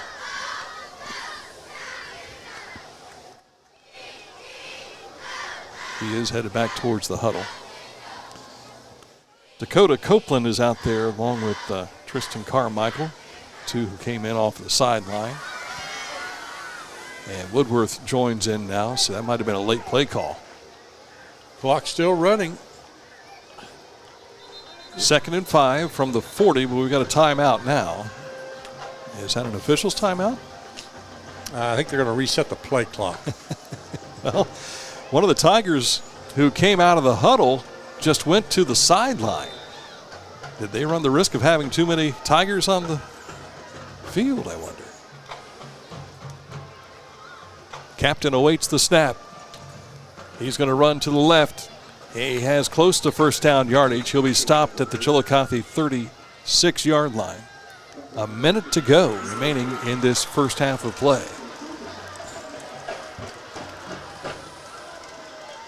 No sense of urgency here, it appears, from Circleville. But Not they at all. Don't take a huddle. They do come to the line of scrimmage. And here's Azell on the call. He's hit, and he has to bounce over to the left. He's got first down yardage, but he's going to be stopped at the Chillicothe 37-yard line. Loses his helmet, and I think he's got a leg cramp there, too. So somebody's got to get out and help him there. One of the Cavaliers steps right up in a hurry. How about that? You don't see that very often. No, not at all. I mean, this means a different kind of thing as a teammate, right? That's the second time I've seen the Cavaliers step in and help out. Sawanasane coming up there. And another Cavalier is helping out. And meanwhile, here comes the training staff finally for Circleville to come over and check him out. So we got this. Raymond was our McDonald's player of the game several games ago now for Circleville. I think it was the night that they had a bout where they came from behind and beat Washington. That was a tremendous game. They were down 21 points, and they came back for a 35-27 win over the Washington Blue Lions. Blue Lions finished 6-6 on the season, but I want to say that they were also a playoff team, if I'm not mistaken. I think you're correct. Azell is still down, trying to work that cramp out. And I'm sure these kids have just been hydrating all week, just to anticipation of this, because this is usually what happens in the first couple weeks. They preach it, and they teach it, and the kids still follow it, and it still happens. You're right. If you watch the World Cup at all, these world-class athletes, you know they've been getting a lot of fluids, and it happens to them. Yeah. Now, they played in some pretty hot weather, But they also have a little theatrics, too. Absolutely.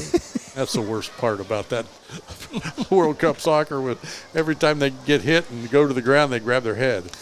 What kills me is, and I'm not knocking the game, as Azell comes up, and he's not going to be able to run this next play, certainly, as he makes his way to the sideline gingerly. But I saw one soccer player scores a goal, gets knocked down harder than any tackle I've seen by his own teammates, and he bounces up and still celebrates like it's nothing. Yeah, and he's pulling on his jersey. It was me. It was me. World Cup was a lot of fun to watch. I loved it. I watched almost every game that was on there. Isn't retirement great? It is. It is. 1st and 10 for Circleville. They'll have the ball at the Chillicothe 32-yard line, but time is running out. It's not on their side. They have 39 seconds. First and goal. Captain They're first and 10. How many times have we had a play stopped before it snapped? That's something you don't see in the game of soccer. No. And if it is, they still have a running clock that they're keeping track of for extra time. Yeah, they just added on to the end. Now he's given a... I don't know if the microphone must not be working for the referee down there.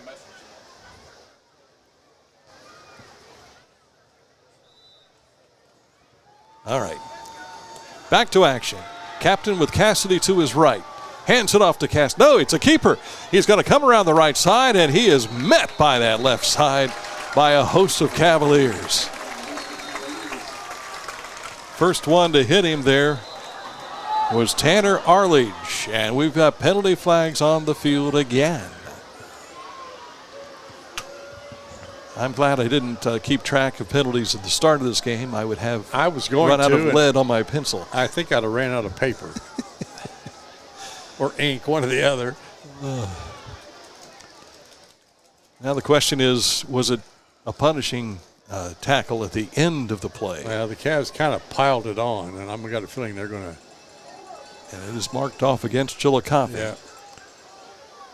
Personal foul. And it'll put the ball inside the 20.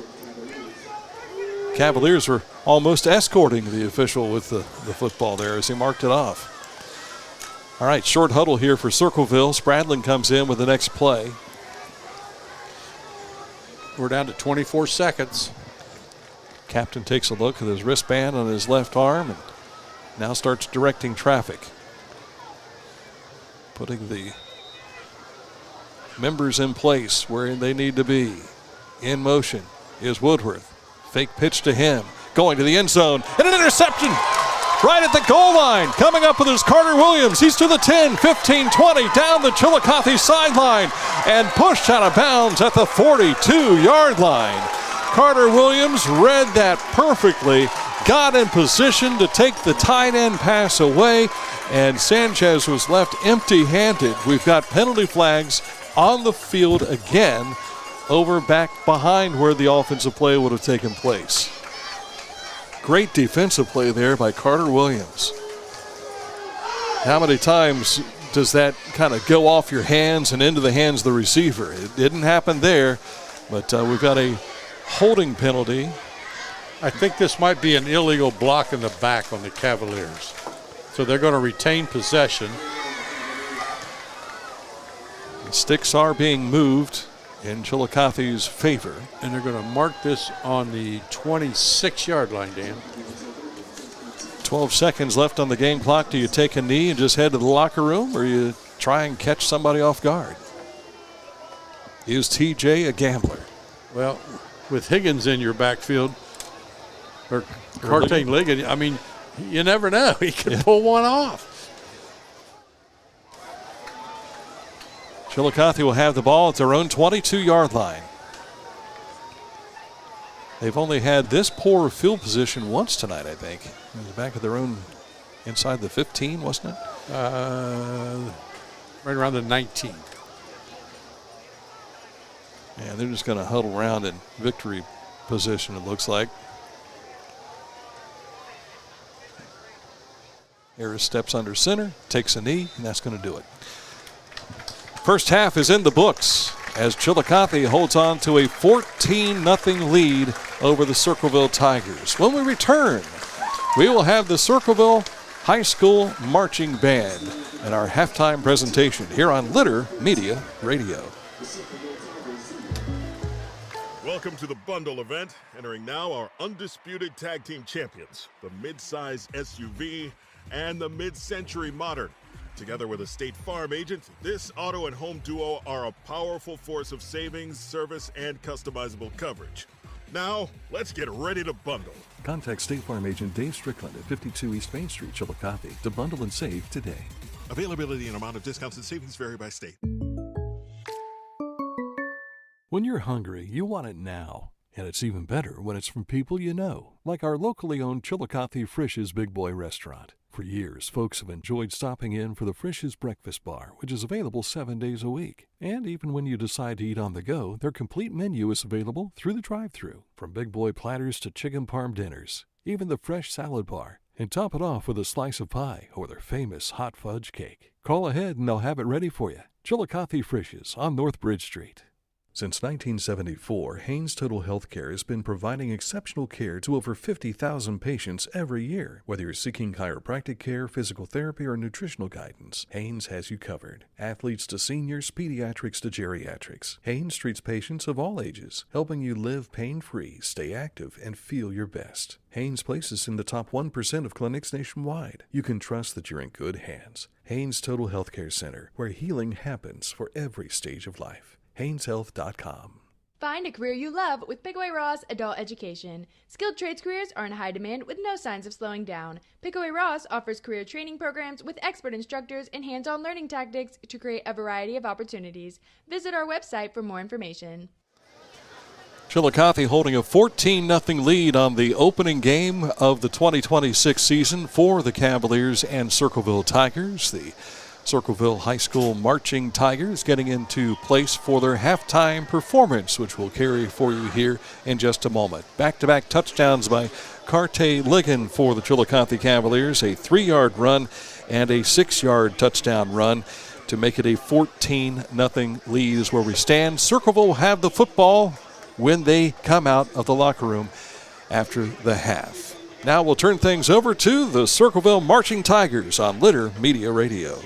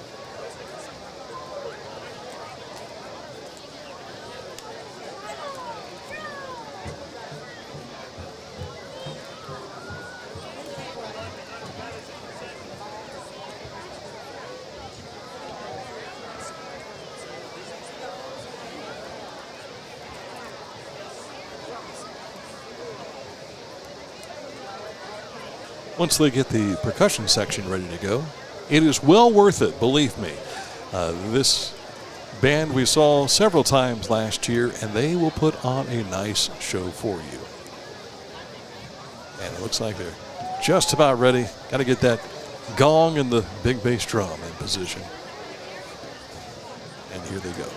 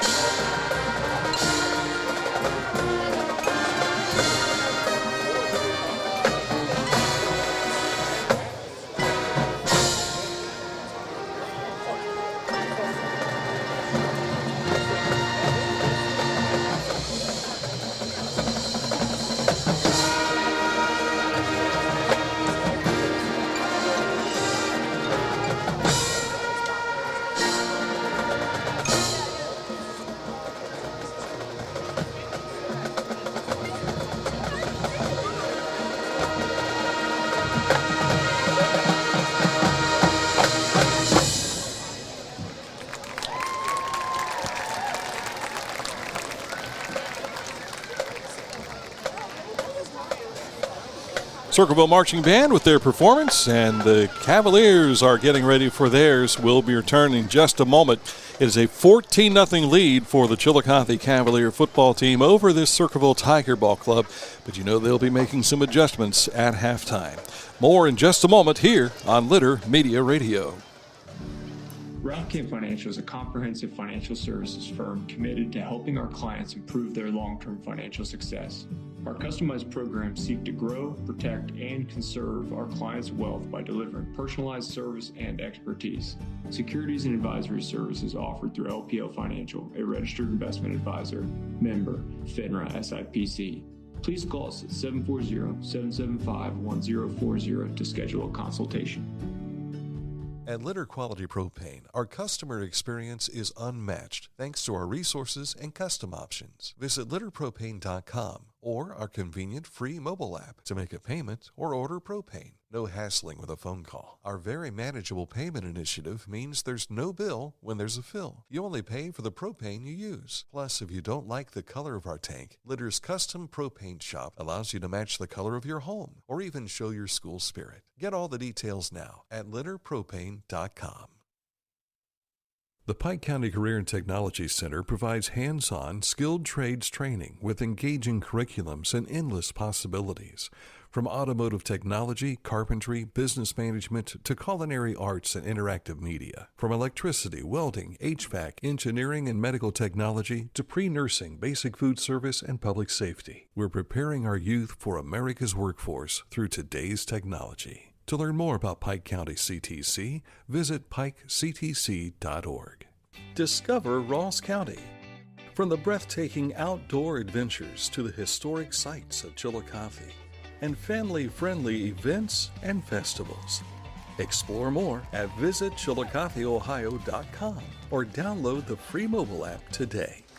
And now, ladies and gentlemen, under the direction of Michelle Turan, we present to you the Chillicothe Marching Cavaliers and their halftime performance tonight at the O.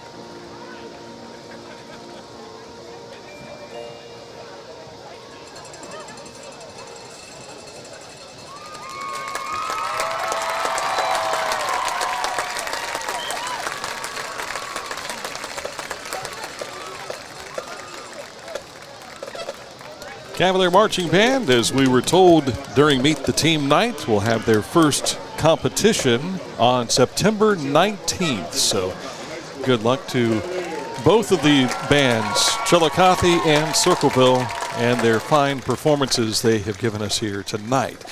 Coming up in just a moment, we'll have the start of our second half. The teams are coming out onto the football field, and we will be back in just a moment. Take a look at some stats and get that second half started on the way next on Litter Media Radio. The Mower Store with brand names, great selection, big inventories, and in-house service for what you want. Hometown Motors Incorporated is the mega mower store you've dreamed about, representing the biggest names in lawn and power equipment. Hometown Motors Incorporated on Eastern Avenue in Chillicothe is the place to shop. Make Hometown Motors Incorporated your go-to when it comes to lawn and power equipment. You'll love your experience shopping with us. Visit us online or stop on in, 818 Eastern Avenue, Chillicothe. Each week, we'll announce the Neil Coleman Insurance Wyandotte Mutual Litter Media Player of the Week, presented by Homeland Credit Union. And in December, we'll announce the Player of the Year. Nominate any amateur athlete by visiting littermedia.com and click on Player of the Week. You'll also see the players we've named throughout the year. Make your nomination today for the Neil Coleman Insurance Wyandotte Mutual Litter Media Player of the Week, presented by Homeland Credit Union.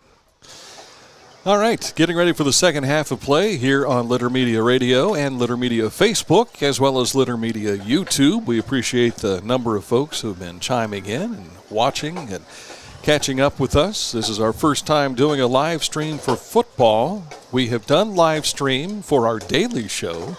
We have done live stream for 2 school bus derbies at the fair, and now the Chillicothe Circleville bout. Pat Highland wasn't with us for the school bus derby. Boy, you would have had a blast. I saw a little bit of it. It looked like it was crazy. But I tell you, second heat of the Ross County Fair took forever. I think it was about an hour and 15 minutes long. Literally an hour, because our whole broadcast was 2.5 hours. I don't know how you guys got through that whole week, all that rain and cancellations and postponements. And patience, my friend. It looked like it. So what do we have stat-wise for us tonight? All right, in this first half of play here at Herrnstein Field at the O, for the Circleville Tigers, Jace Captain had 6 carries for 21 yards. Azell, 8 carries for 32. Cassidy, 3 for 9. Tigers go 17 yards for 36, or 17 carries for 36 yards in that first half. Captain had 2 completions for 36 yards, also an interception. Sanchez had a catch for 33 yards. Overall, the Tigers amounted to 99 yards in total offense. For the Cavaliers, leading 14-0. Ligon had 12 carries for 100 yards. He had a 2-yard touchdown run, a 6-yard touchdown run. Harris was 3 from 32 out of the quarterback position. McAllister had 1 carry for 2 yards. Smith, 2 for 15. Cavaliers were 18 for 149 on the ground. Harris was 6 of 10 in the air for 76 yards. To McKinley, he had a 3 for 38, Ligon 1 for 23, and Williams 2 for 13. Overall, the Cavs had 225 yards total offense in that first half, leading here 14-0. Ligon with a couple of touchdowns. The first came on the first drive of the season. Then the Cavs were turned away by Circleville. And then And I don't know if that was more self-inflicted or Circleville was doing some things defensively, yes, but Cavaliers have hurt themselves in the penalty area. A lot of plays were just kind of either post-penalties, and just a lot of things went on where it just was, not smooth football. And they'll work all that out. There's some younger players getting some time out there. So once they get the bugs out and the anticipation and the excitement, that'll all work out. It's been the same for both teams tonight, Dan. So nothing unusual there. So Cavaliers preparing to kick off to start this second half. Tigers will receive the ball at the south end of the field. Got to work out the bugs. You wish you could be smooth the very first time out, and I know that there's no question that Matt Hoops probably had some things he was not happy with out of his ball club last night, despite a sterling contest with a win over Jackson. Jackson will be here at Chillicothe in Week 10. So for those of you wanting to look ahead, you can count on seeing Jackson and Chillicothe battling it out. Rivalry week, that's where Washington Courthouse plays Miami Trace, Greenfield plays Hillsborough, and Chillicothe will take on Jackson. That's always a big night of football, Dan, because everybody's positioning for the playoffs and some great football in Week 10. Walls has it teed up and ready to go for the Chillicothe Cavaliers, and the ball falls off the tee. What else is new? And they have thrown a penalty marker. And does the official have to go out and actually touch the ball? He has to. Okay. Well, he did. There he goes. So they are going to move Chillicothe back 5 yards. I don't know that I've ever seen that happen before. I don't know either. I mean, sometimes the wind will knock it off, but we don't see a whole lot of wind here tonight. No. I don't know. Sometimes you wonder, let's just push it back or tee it up again and let's play. You don't need to throw a penalty. And here is the kick. Walls lets loose on a left-footed kick down inside the 20, and it goes out of bounds.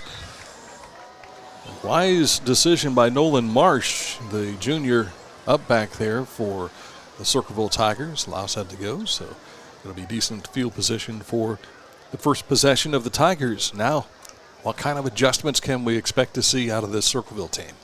Well, I think they got to go up in the air a little bit. He threw a couple plays where he had guys open, and he had one long reception in the first half. But they're not getting anywhere on the ground, so you got to try something a little bit different. Tigers will start from their own 35.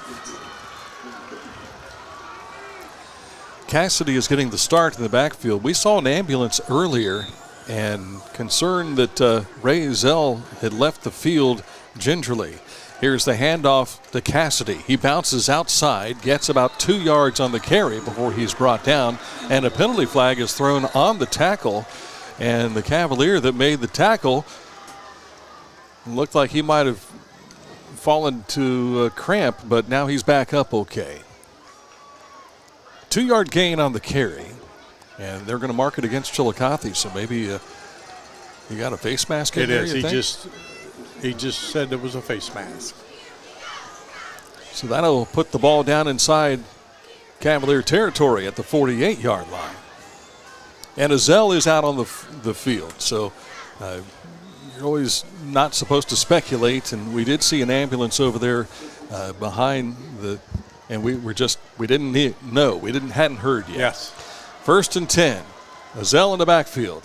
Captain hands it off to Spradlin. He works around the right side, and he'll be met at the 46, maybe the 45. So let's go through these numbers for you again. Circleville offense at the tight end, Blake Patterson wearing number 7. Wide receivers, Alex Spradlin, number 10. Uriah Woodworth, number 3. And here's a handoff to Ray Azell, and he's going to get close to a first down as he gets it inside the Chillicothe 40. Needed to get down to the 38. Jace Captain is your quarterback, wearing number 5. Number 13 is Wyatt Brubacher, and did I mention Woodworth? Number 3. Across the front line, 56, 55, 59, 50, and 51, respectively. Talking about Klinger, Mankin, De Los Santos, McGurk, and Brisker. 3rd and short yardage from the 40-yard line. Captain steps up and then readies for the call. Fakes the handoff, has the first down. Oh, maybe not. I thought he might have made it to the first down marker. They're going to mark it right at the 38 here. I'm not sure, Dan. It depends on where they spot those. The side judge here is saying move the chains. So it'll be a first down for Circleville. And they didn't get a whole lot of first downs in that first half. They did move the ball, but again, that penalty bug, man, that's frustrating for fans and coaches alike. Caught them every time, and they had a great shot at the end zone, and Cavaliers picked them off. 1st and 10, Cavs jump offside. A little too aggressive by Aiden Scales on that far side. Let's go through the rest of the Chillicothe defense. Daquan James, Landon Sanyang, Tanner Arledge. They're 52, 74, and 9. Aiden Scales wears number 55. Jordan Swanasang, number 11. Trace McAllister, number 4. The other linebacker is Cale Smith, wearing number 10. Defensive backfield coming up. 1st and 5. Here's the handoff around the right-hand side, and he's going to be wrangled down on that carry with Cy Cassidy. And he carries the ball down to the Chillicothe 31. And they're going to give him 3 yards on the carry. That's going to bring up 2nd down, probably a long 4. Now it's going to be about 3.5 now. They move the sticks over. Zeb Martin is your monster. He's wearing number 27. Kayvon Pleasant and Carter Williams, number 7 and 1, respectively, and Carte Ligon wearing number 0 in that safety position. 2nd and a long 2. Captain hands off to Cassidy, right side. This is Kaiser Cassidy, and he's driven backward. Out of bounds at the 35. They might give him up to the 34.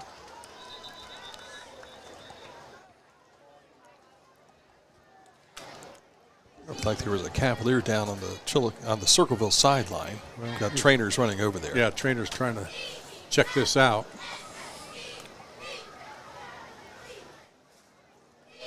Looks like another leg cramp. So once again, no leg cramps on our side over here, but after you've sat out for almost 10 years now, I thought I would never, after being down on the field, using the cameras with Litter Media, shooting the highlight films, I never pictured myself being back in the broadcast booth. Well, neither did I, to be honest with you. But when you mentioned this possibility, we've talked about it before, but I thought this will be fun. I had every intention of coming to this game anyway. I wanted to see what the Cavs look like. So it's a good chance to do what we used to do a lot and see some good football at the same time. Just no road trips thrown in there. Yeah, that's the hard part, and climbing into these press boxes is kind of a challenge for me anymore. So I've done enough that, climbing bleachers, watching my grandkids play soccer. Mm-hmm. So still doing a little bit of that. And I've got a grandson that's now playing football at Oakwood High School over in Dayton area. Oh, my. So we're going to watch that a little bit. So still around the fields a little bit. Tell you, the road trips were very memorable, and we can credit that for not only Pat Highland, but Jim Day, Dana Cousins over the years, Bill Davidson, Brad Basil, the late Dick Henty.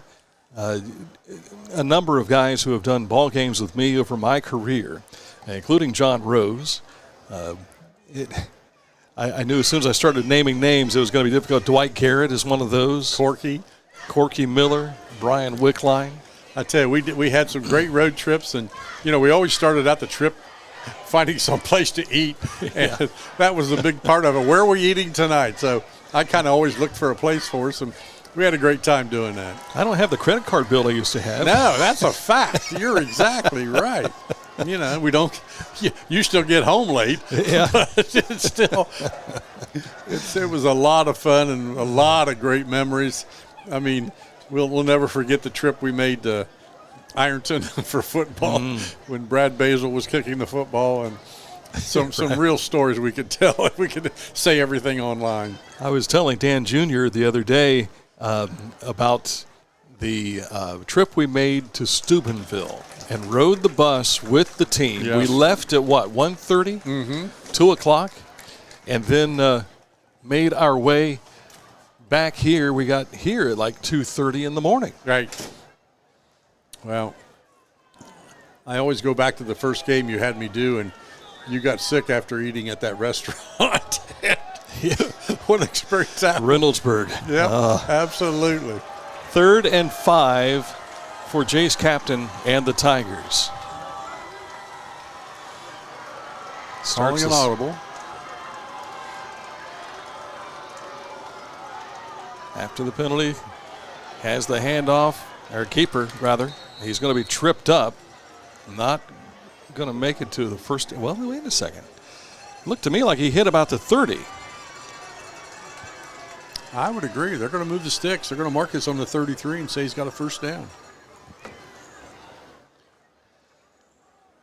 They have moved the chains. So Circleville continues with this possession. And this is classic Jay Sherritt. Clock management, Let's just get some positive yardage every time we move the ball and get it down the field. Captain is running the offense pretty well here coming out of the break. Trailing 14-0. Tigers 1st and 10. A pitch right to Azell. Makes a spin move, and he is hit right at the line of scrimmage after he makes that spin. So Onasing up there to deliver the first hit for Chillicothe. Nice job by the Cavs plugging that gap. Azell kind of got to the line of scrimmage and was just kind of dancing, trying to find somewhere to go. Cavaliers just kept on coming and got him at the line of scrimmage. And they might have given him a yard, but it's now 2nd and maybe 9.5. From the Chillicothe 27-yard line. 7:30 remaining here in this first half, or the third quarter. Working on 4 hours sleep. 2nd and 9. Here's the handoff to Cassidy. Cassidy's met in the backfield. He manages to get back to the line of scrimmage, and that was Isaiah Bowling. After misidentifying him in the first half, I thought, that can't be Isaiah Bowling. Yeah. But it is, and I told Dan Jr. after he came up from the sideline and told me who it was, I said, well, I guess I'm going to hear it from Mula. Mula happy with his kids. 3rd and 9. Dan, you got to think this is 4-down territory for the Tigers. Yeah. Captain. Deep. Looks, passes, intercepted. Carter Williams across the 50. And it's Cartay Ligon. And he has returned it for a touchdown. No penalty. He takes it to the house, scores 2 offensively, and now a 3rd touchdown on the night. And it is a 20-0. He's driving pretty well on that opening possession of the second half. That's back-to-back interceptions for Captain. Mm-hmm.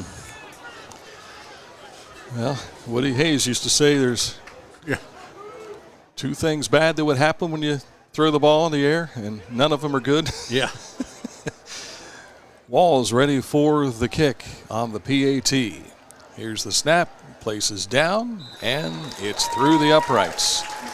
A 21-0 lead for Chillicothe, and they've not touched the ball offensively yet in this second half. But their offensive star getting the job done on defense. A 73-yard interception, pick 6 for the Chillicothe Cavaliers. Back with more in just a moment.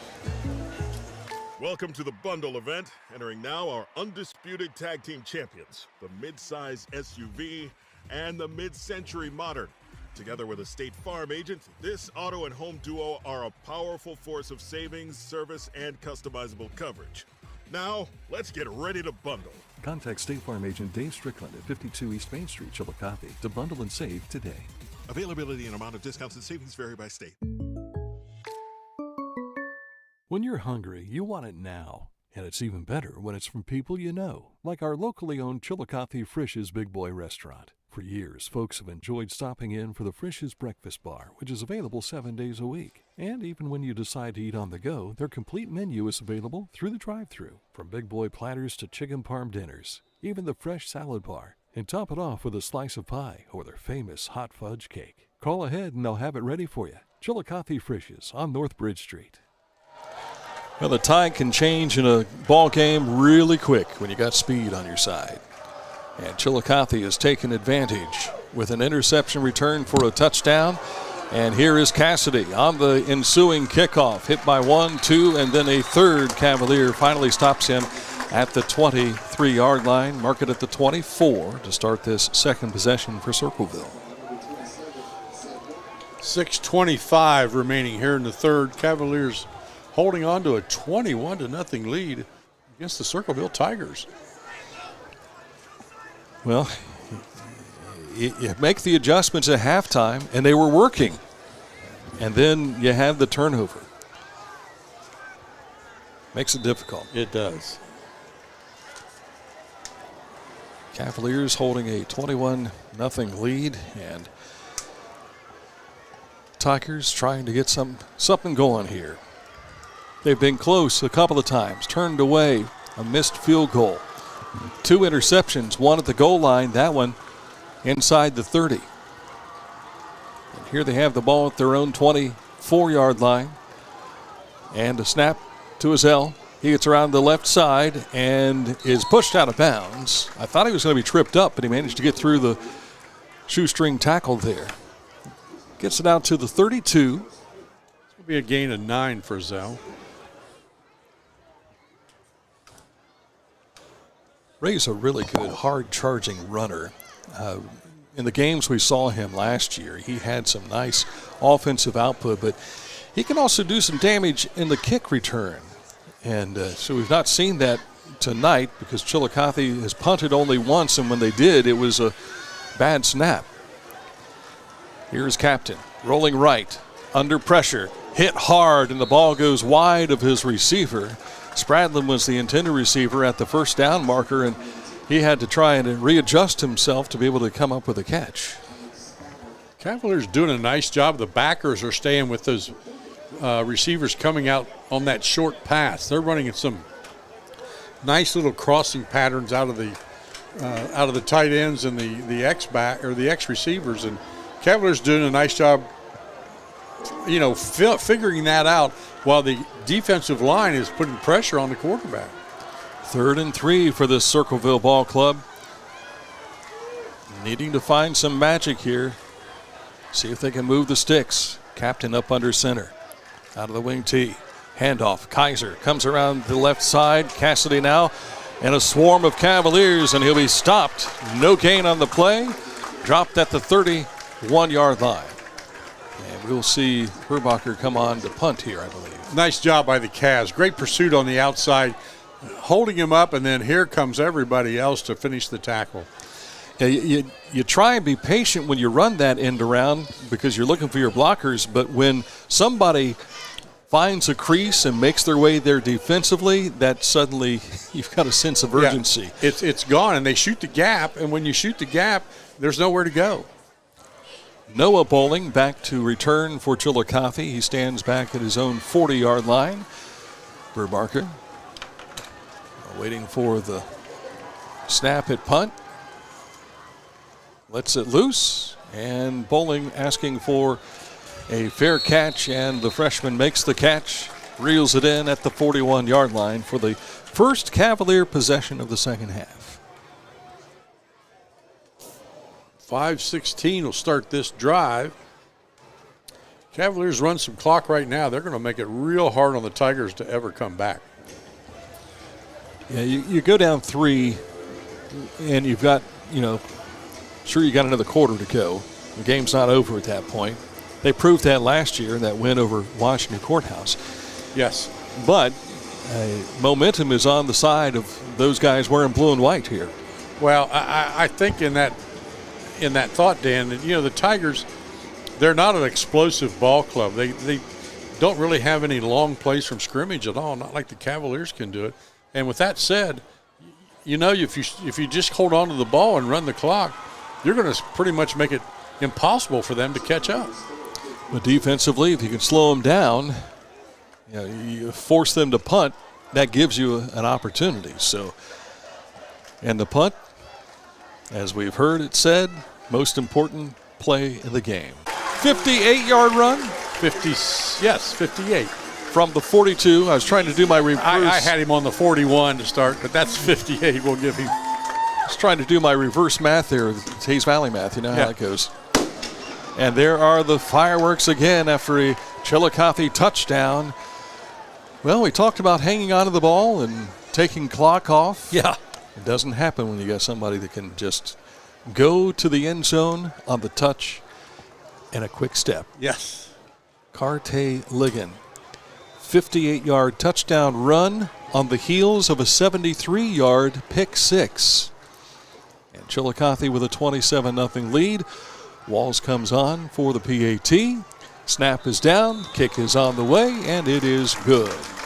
Chillicothe with a 28-0 lead on Circleville in this revived rivalry between two teams along Route 23. Back with more in just a moment on Litter Media. Since 1974, Haynes Total Healthcare has been providing exceptional care to over 50,000 patients every year. Whether you're seeking chiropractic care, physical therapy, or nutritional guidance, Haynes has you covered. Athletes to seniors, pediatrics to geriatrics, Haynes treats patients of all ages, helping you live pain-free, stay active, and feel your best. Haynes places in the top 1% of clinics nationwide. You can trust that you're in good hands. Haynes Total Healthcare Center, where healing happens for every stage of life. HaynesHealth.com. Find a career you love with Pickaway Ross Adult Education. Skilled trades careers are in high demand with no signs of slowing down. Pickaway Ross offers career training programs with expert instructors and hands-on learning tactics to create a variety of opportunities. Visit our website for more information. Cavaliers get a 58-yard touchdown run by Cartay-Ligon. One play, TD. That makes it a 9-second drive. That's fast. Those are easy to figure. Yes, 60-yard dash. Yeah, it was. A kick down to the 15, up to the 25, and taken out of bounds, but a penalty flag is thrown on the return. That return carry by Noah Marsh for this Circleville Tiger Ball Club, and now it appears we're seeing a holding penalty possibly against the Tigers. It is against Circleville. That's the kind of stuff that if you've got hair left in your head, it makes it turn grayer. I wouldn't know about that. No, it's been a while. Yeah. I'm in that same boat with you, buddy. Jay Sherritt, all those wins he had at Pickerington and Pickerington Central, 20 years as the head coach there. 2 state championships, 2017 and 19. 3 runners up as well. And we remember the days being in that division with the OCC. This is not the first time he has faced a Chillicothe team because he used to do it in conference. Yes. Here's the pitch out left. That's Dizelle, and the defense is stretched. And no, it was Woodworth on the carry. And coming up on the tackle for Chillicothe, number 52, Daquan James. I don't think they're going to give him anything on the carry. So 2nd and 10, no gain on the play. Fans, join us again Monday nights out at the Shawnee Lanes inside Julio's Pizzeria for the Porter's Cavalier Roundtable Show. Monday nights at 7 o'clock. This is a program we used to do in the old radio days, back in my WBEX broadcast days. And Cavaliers asked if we could do that this year, and I said, sure. Here's the kick. This time it is Dizelle, and he loses the football, and it's picked up by Chillicothe. Noah Bowling, Johnny on the spot. It bounces right up into his arms. Did he have possession before he got out of bounds? No call yet, but the Cavalier offense is getting ready.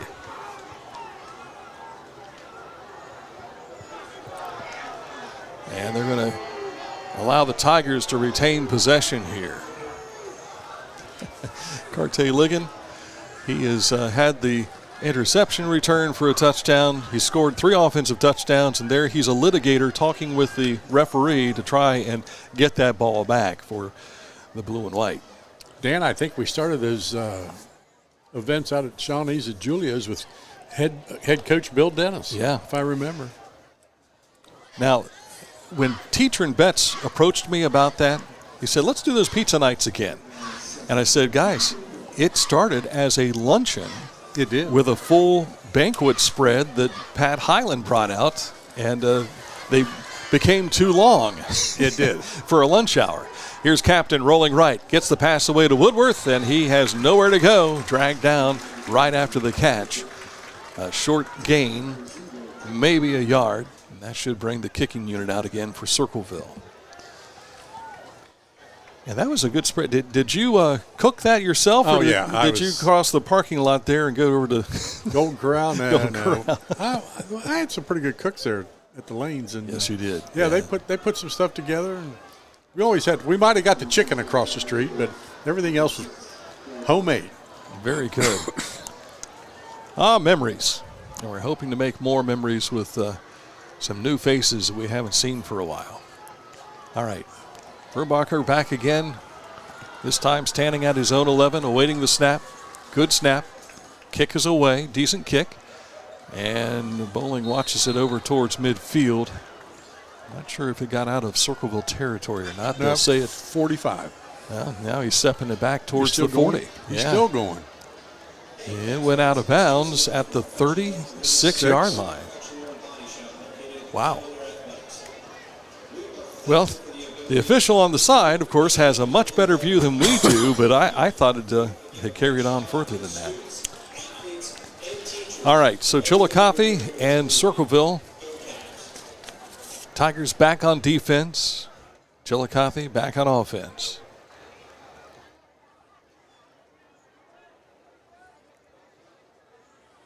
Just keeping an eye out to see who all's on the field there. I don't see a 0. That would be for Carte Ligon. Yeah. Oh, there he is. He was hidden behind the side there of McAllister. Maybe that's why it's so hard to catch him. He's hard to see. The handoff goes to McAllister, and he gets over to the left and then pushes forward to near the 30-yard line. That's that leg use. You know, being a thrower, so much of it comes from your torso and your legs. And McAllister had a nice throwing season for the Chillicothe track and field team. Didn't he have a brother that threw as well? Yes. Yeah.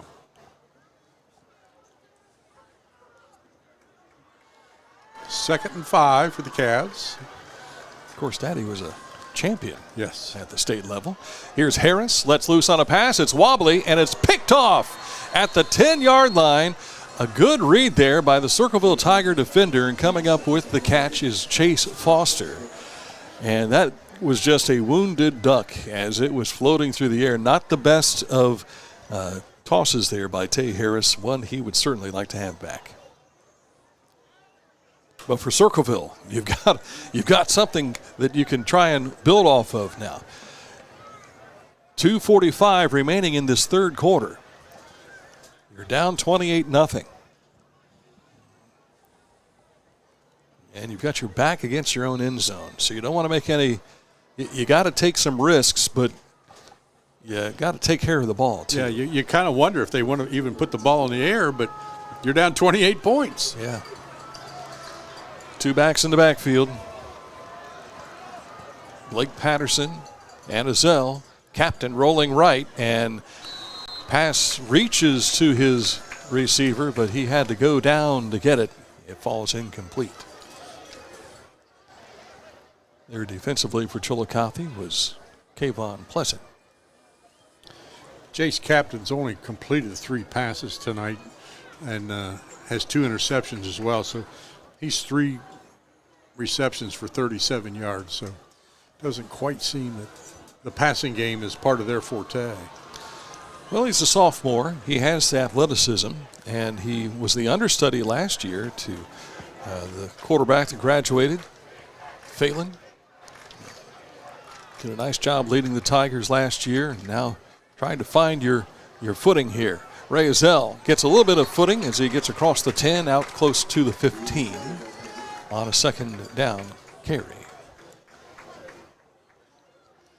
Did a lot of Circleville games last year for basketball. Yeah, got to know some of the kids through the boys basketball program, but what a season Josh Blakeman and the Lady Tigers had, making it to the Final Four over at Dayton. That was an experience.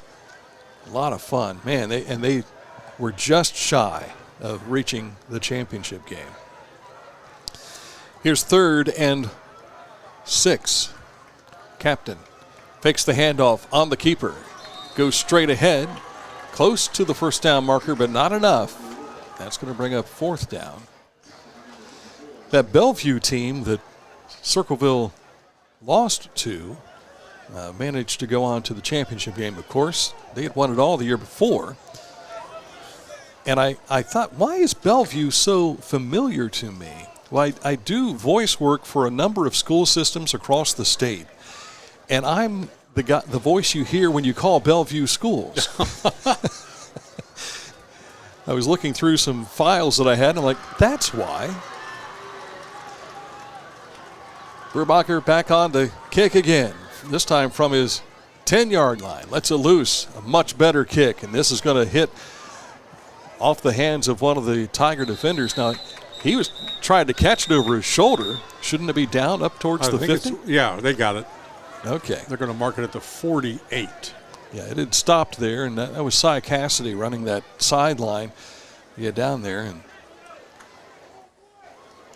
those who want to just allow it to keep going. Now, if that's a kickoff, you grab it and you keep going. But in this case, you want to let it fall on its own. Exactly. So, Dan, are you and Aaron have a schedule set for the rest of the football season, or are you going to kind of play it as you go? Not completely, but we've got up to week 5. Okay. So after tonight, the Huntington Huntsmen are up next on our menu. They'll be hosting the Bern Union Rockets. And 1st and 10 here for the Chillicothe Cavalier, blue and white. It's a keeper by Tay Harris. He breaks over to the left, skips past a diving Kaiser Cassidy, and makes it forward to the 47-yard line. Week after, the Miami Trace Panthers come to Logan Elm to take on the Braves. We'll have that for you. And week 4, we're going back on September 11th to the old stomping grounds. Tays Valley hosting Lancaster. Oh, my. In the OCC Buckeye opener. 2nd and a long 3. Pass, caught, Carter Williams. Catch made at the 30. He gets ahead to the 23. Right down the middle. It opened up, and Tay Harris put it on a frozen rope to get to him. 13 yards on that. They'll move the chains again for Chillicothe. We don't know if we'll be doing a live stream of the game next week or not. And the reason for that is our guy Aaron is juggling everything he has now to do this one. As Tay Harris looks to pass again, this time to the right and a little too high there for Mayshawn McKinley. Marche, forgive me. What's that again, Aaron? Tell him I'm sorry about the crash. Oh, yeah, we had a crash on Carte's 58-yard touchdown run. We don't know what happened. He moved the camera and it went blank. So He's too fast. He's too fast for our equipment. He's faster than technology. 2nd and 10. Harris with Ligon to his right, but looking pass again. Inside screen, and it's picked off again. This time coming up, the Tiger is Jacob Liston with the interception. And eventually, you got to pass the ball at some point in time, I assume, and why not try and get him out now? Yeah, try that little inside screen and see what happens. That stops the clock with 13 seconds in this third quarter. Chillicothe leading 28-0 on Circleville. And the Tigers will probably only be able to run one play here.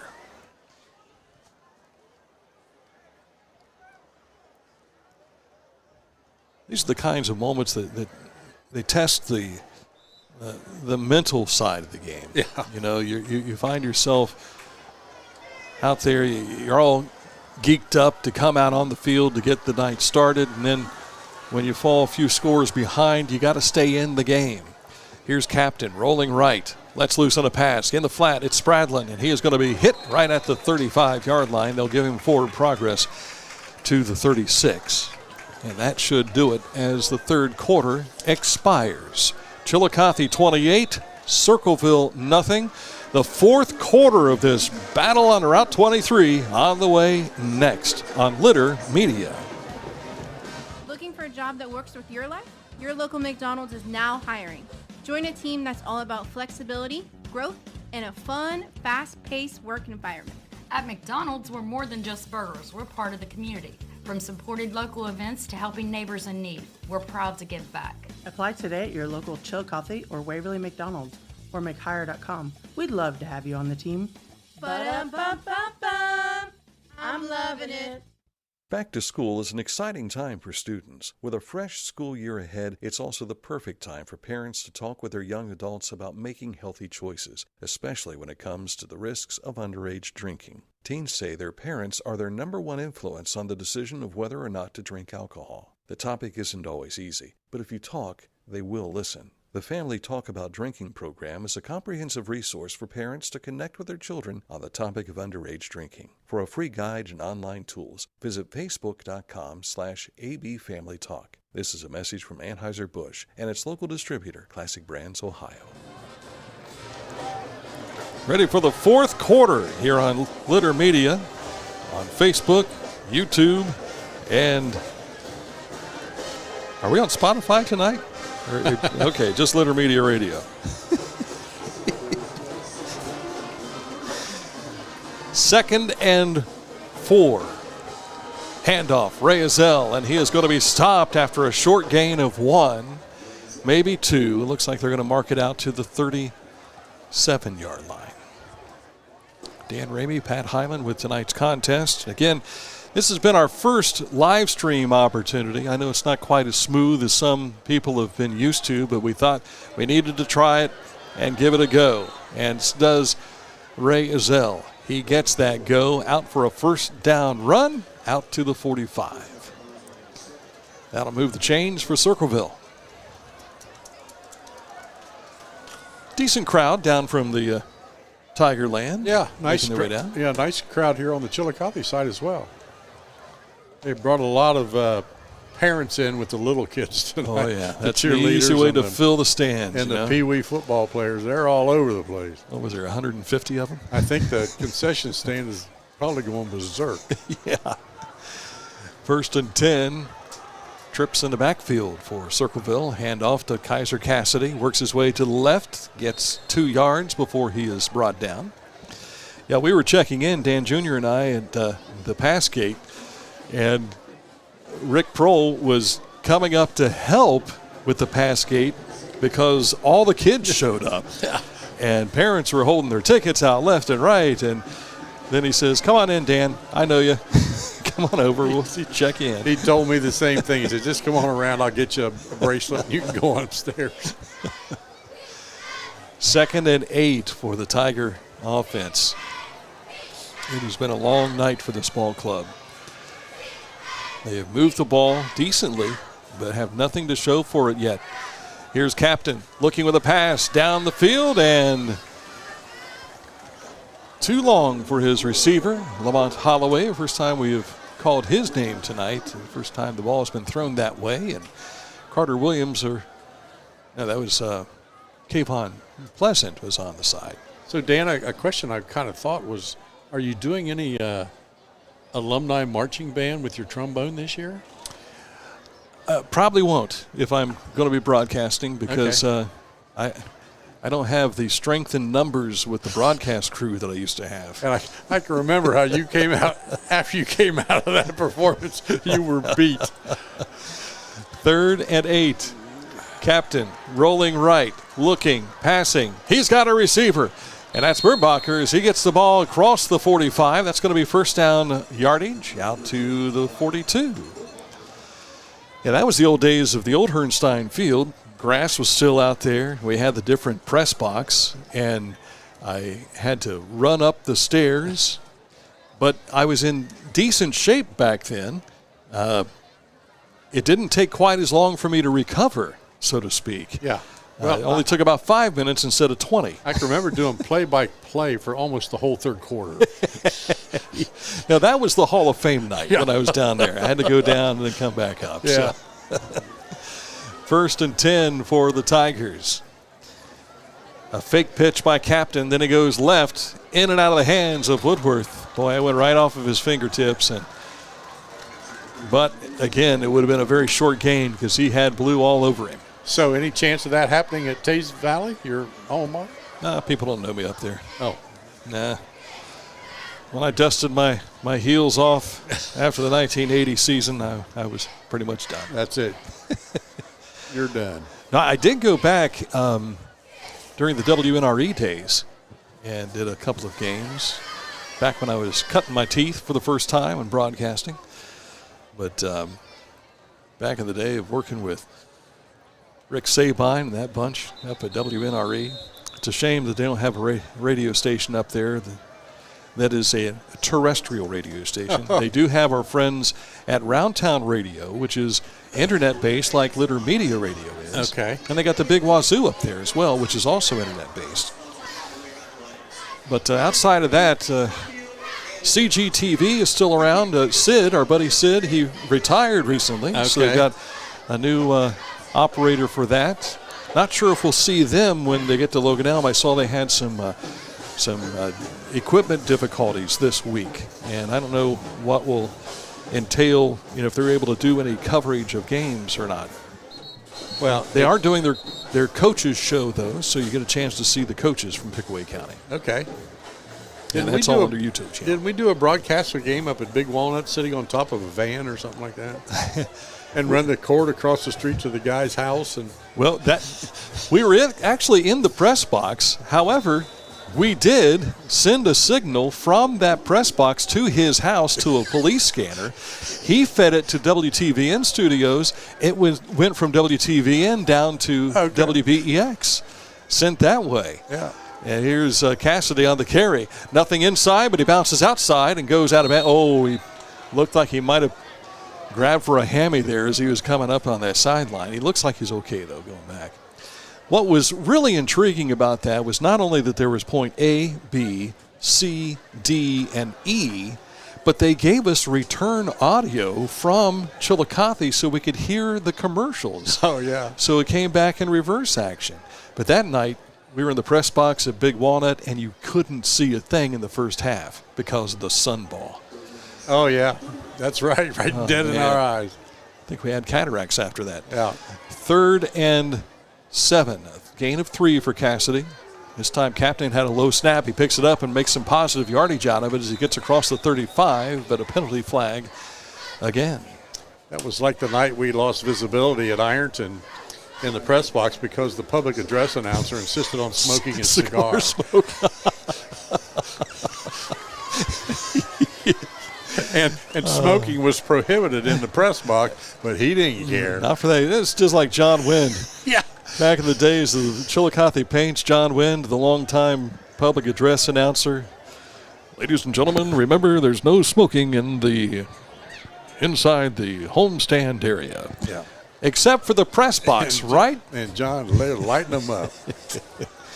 Oh, the voice of the Tigers. Some places we went. Oh, my gosh.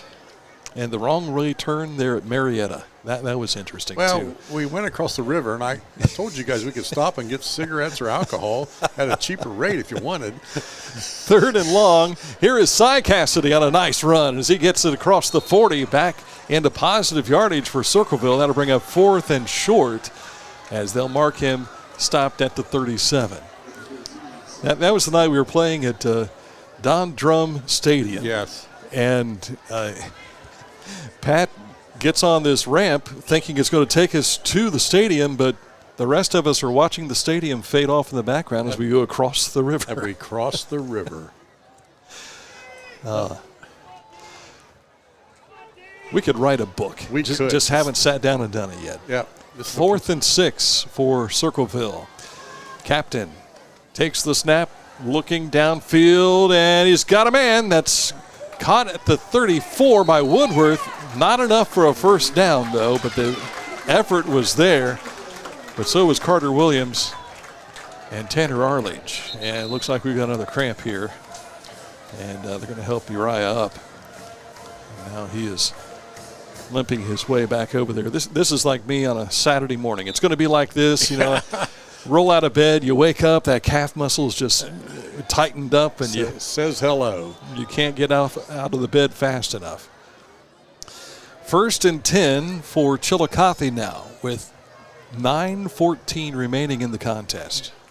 Leading 28-0 on Circleville. They've had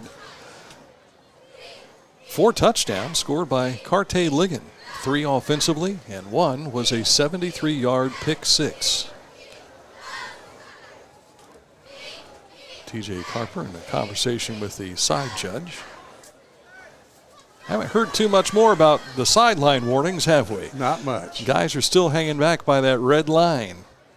That's a good assessment there to have them go back. Ligon up the middle, across the 40, pushing ahead close to the 45, where he'll be stopped by a wall of Tigers.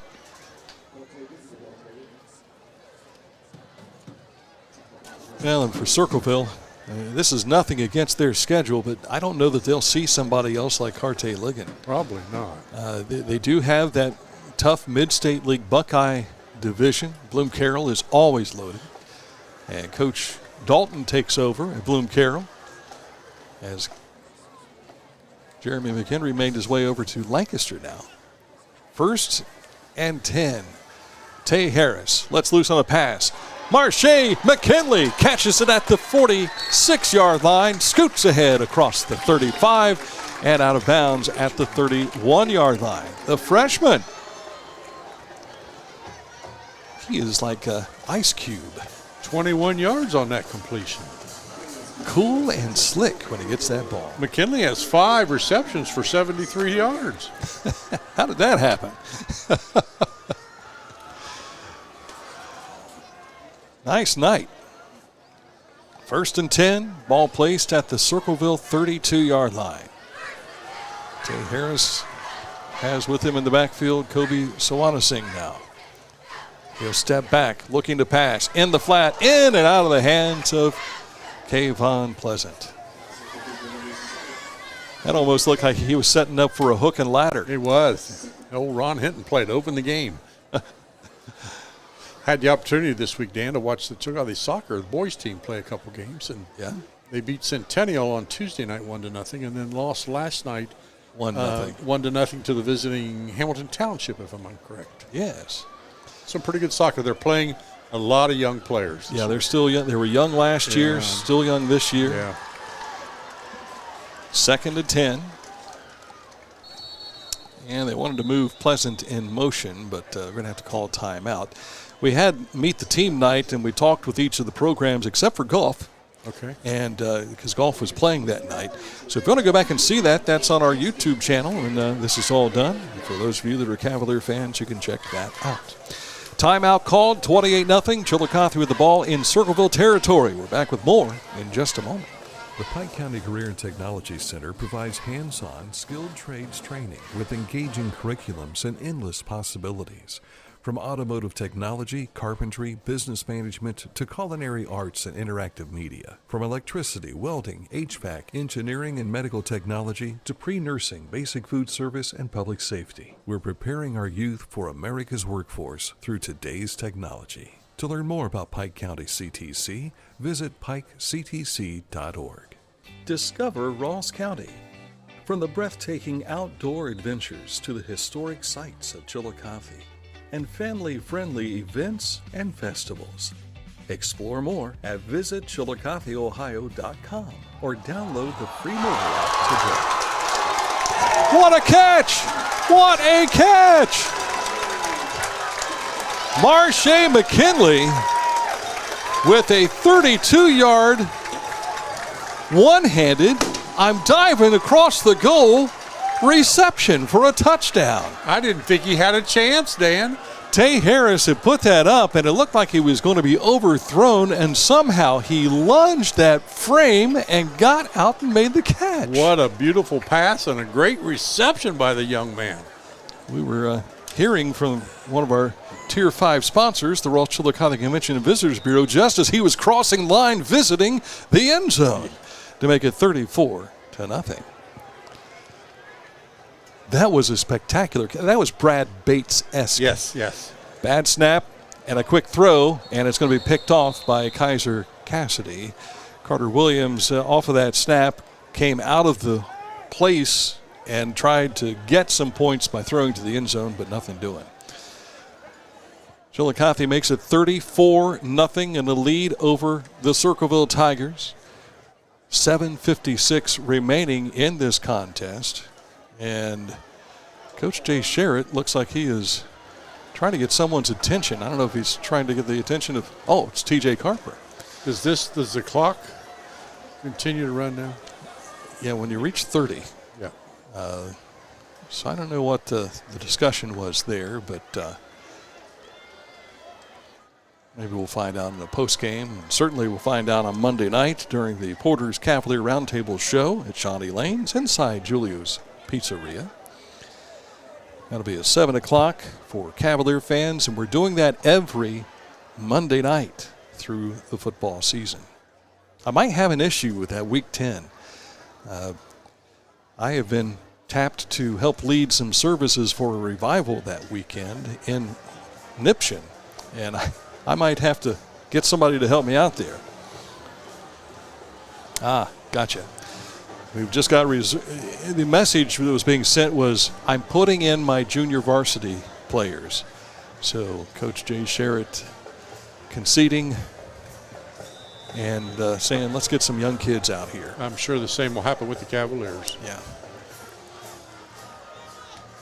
In the meantime, Walls, he's a junior. He's a southpaw. Getting ready to let loose on the ensuing kick here. After a 34-0 lead has been tacked on. And there is the return. Noah Marsh gets it out to the 32-yard line for Circleville, where they will start with their next possession. Well, next week, Huntington, they'll find themselves in a bout with the Bern Union Rockets.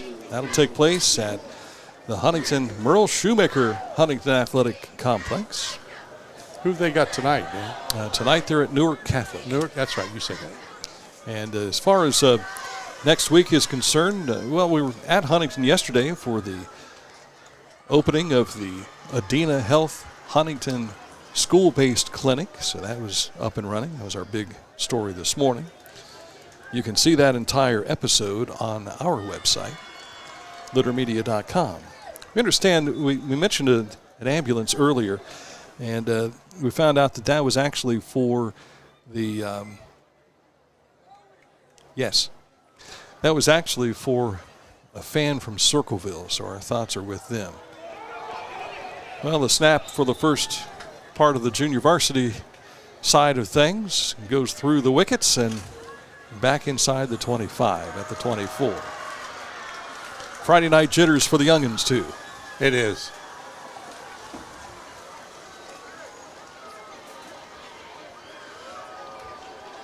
We're going to try and hook up with Dan Jr.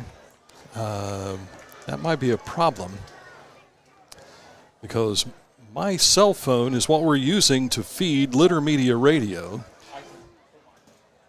Okay. That'll work.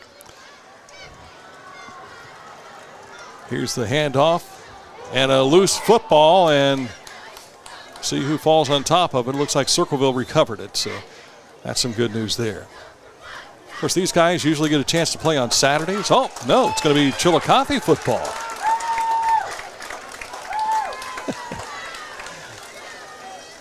See a little bit of life out of these guys over there. That gives your junior varsity offense, if you're Chillicothe, a chance to get out and get some playing time. With 5:13 remaining with the running clock. That was one of the most difficult things for Coach Ron Hinton to get used to. He said, I would forget about the running clock, and I'd turn around, and I didn't have my young guys in. A chance to get them in there. Yeah. Hall of Fame coach Ron Hinton. Boy, we had some fun teams with his bunch, and we've had a lot of good memories of Chillicothe football. I filled in for Ron at a track meet this year. Oh, that's right. I forgot about that. Yeah, he hurt his leg or something, and he was out for a meet, and they needed somebody to do the PA.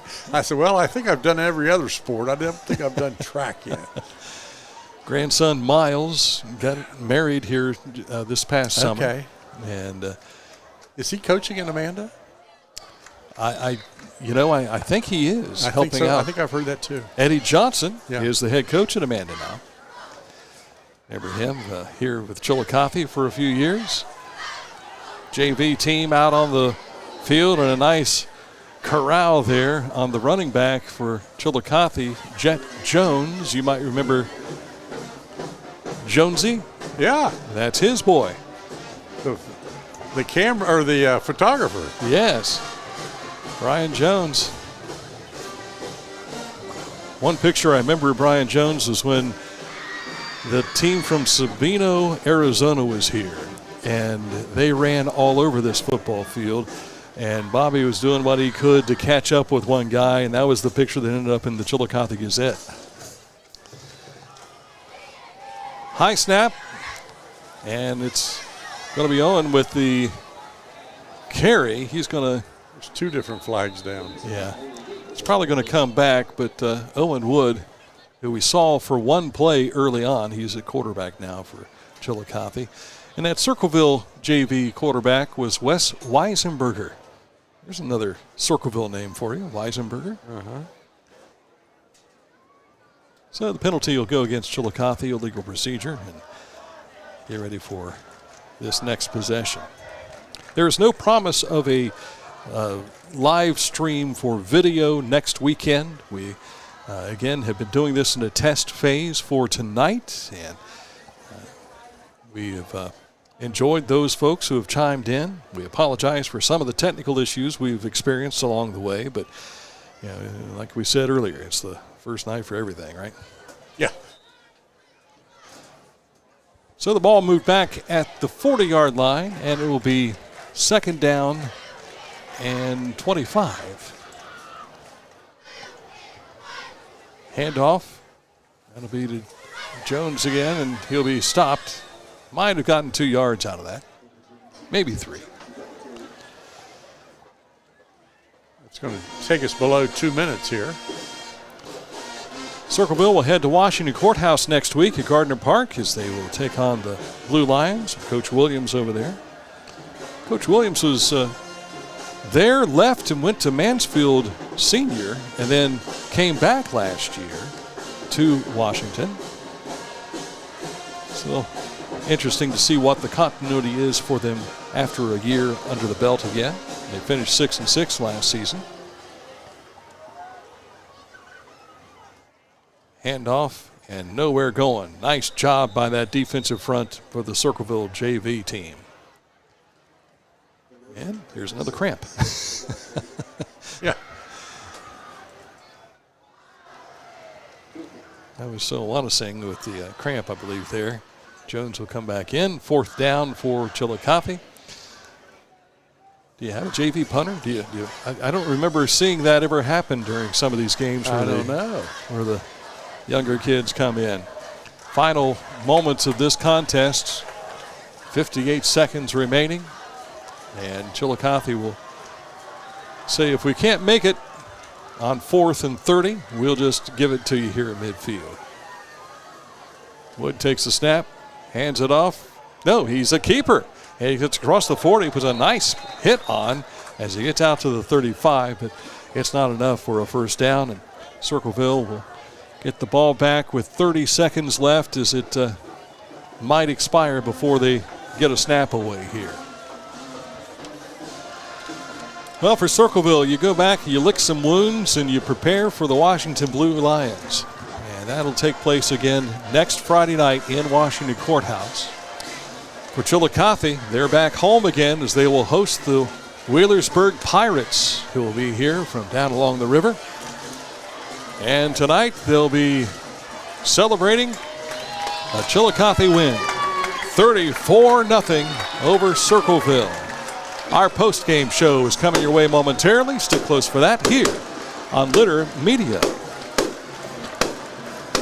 The Mower Store with brand names, great selection, big inventories, and in-house service for what you want. Hometown Motors Incorporated is the mega mower store you've dreamed about. Representing the biggest names in lawn and power equipment, Hometown Motors Incorporated on Eastern Avenue in Chillicothe is the place to shop. Make Hometown Motors Incorporated your go-to when it comes to lawn and power equipment. You'll love your experience shopping with us. Visit us online or stop on in, 818 Eastern Avenue, Chillicothe. Each week, we'll announce the Neil Coleman Insurance Wyandotte Mutual Litter Media Player of the Week, presented by Homeland Credit Union. And in December, we'll announce the Player of the Year. Nominate any amateur athlete by visiting littermedia.com and click on Player of the Week. You'll also see the players we've named throughout the year. Make your nomination today for the Neil Coleman Insurance Wyandotte Mutual Litter Media Player of the Week, presented by Homeland Credit Union. Rothkamp Financial is a comprehensive financial services firm committed to helping our clients improve their long-term financial success. Our customized programs seek to grow, protect, and conserve our clients' wealth by delivering personalized service and expertise. Securities and advisory services offered through LPL Financial, a registered investment advisor, member, FINRA SIPC. Please call us at 740-775-1040 to schedule a consultation. At Litter Quality Propane, our customer experience is unmatched thanks to our resources and custom options. Visit litterpropane.com or our convenient free mobile app to make a payment or order propane. No hassling with a phone call. Our very manageable payment initiative means there's no bill when there's a fill. You only pay for the propane you use. Plus, if you don't like the color of our tank, Litter's custom propane shop allows you to match the color of your home or even show your school spirit. Get all the details now at litterpropane.com. 34-0 the final tonight, a win for Chillicothe in week 1. They have not done that for a while, and they are happy to have that victory, no doubt. Meanwhile, for Circleville, they are, like we said, they're going to go back and kind of reshape things, get some things prepared for next week against the Washington Blue Lions. We have made contact down on the field.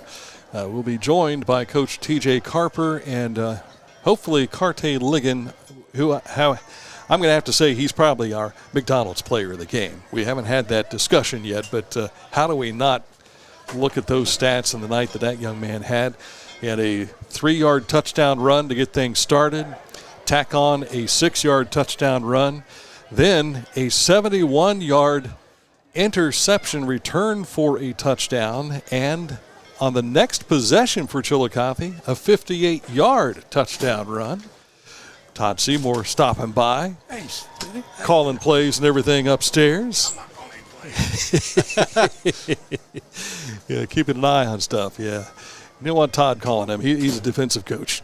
But for Chillicothe, it'll be the Cavaliers back here home with the Wheelersburg Pirates. And that would be taking place next Friday night here at CHS. Again, our next game will be on the road out in the Huntington Hills as the Huntsmen will be hosting the Bern Union Rockets. So get ready for that. We'll have all that action for you a little bit later on here on Litter Media.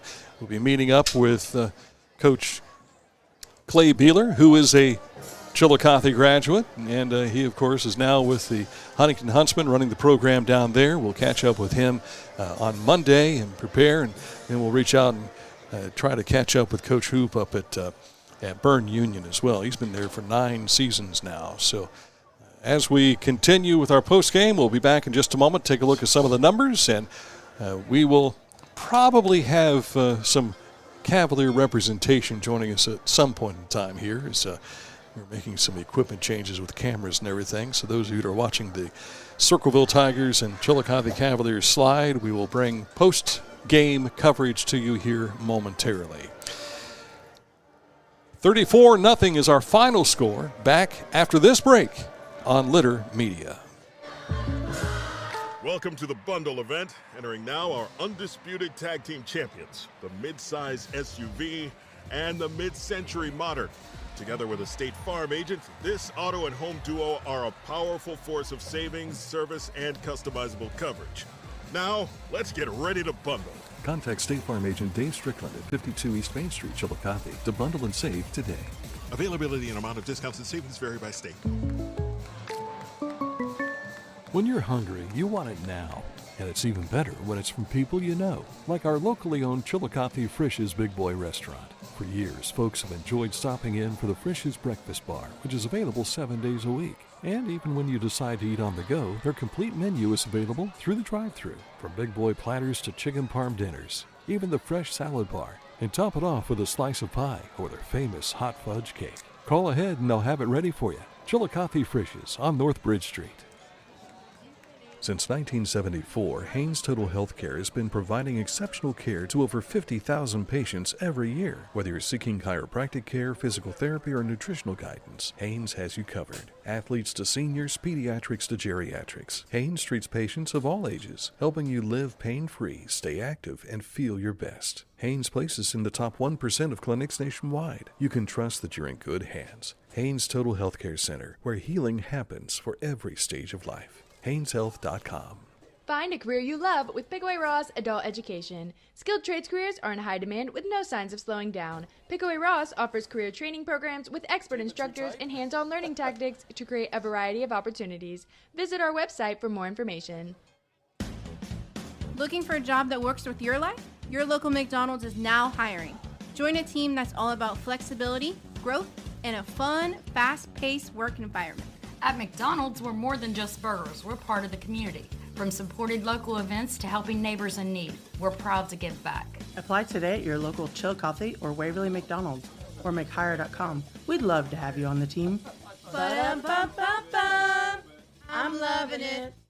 Back to school is an exciting time for students. With a fresh school year ahead, it's also the perfect time for parents to talk with their young adults about making healthy choices, especially when it comes to the risks of underage drinking. Teens say their parents are their number one influence on the decision of whether or not to drink alcohol. The topic isn't always easy, but if you talk, they will listen. The Family Talk About Drinking program is a comprehensive resource for parents to connect with their children on the topic of underage drinking. For a free guide and online tools, visit facebook.com/abfamilytalk. This is a message from Anheuser-Busch and its local distributor, Classic Brands, Ohio.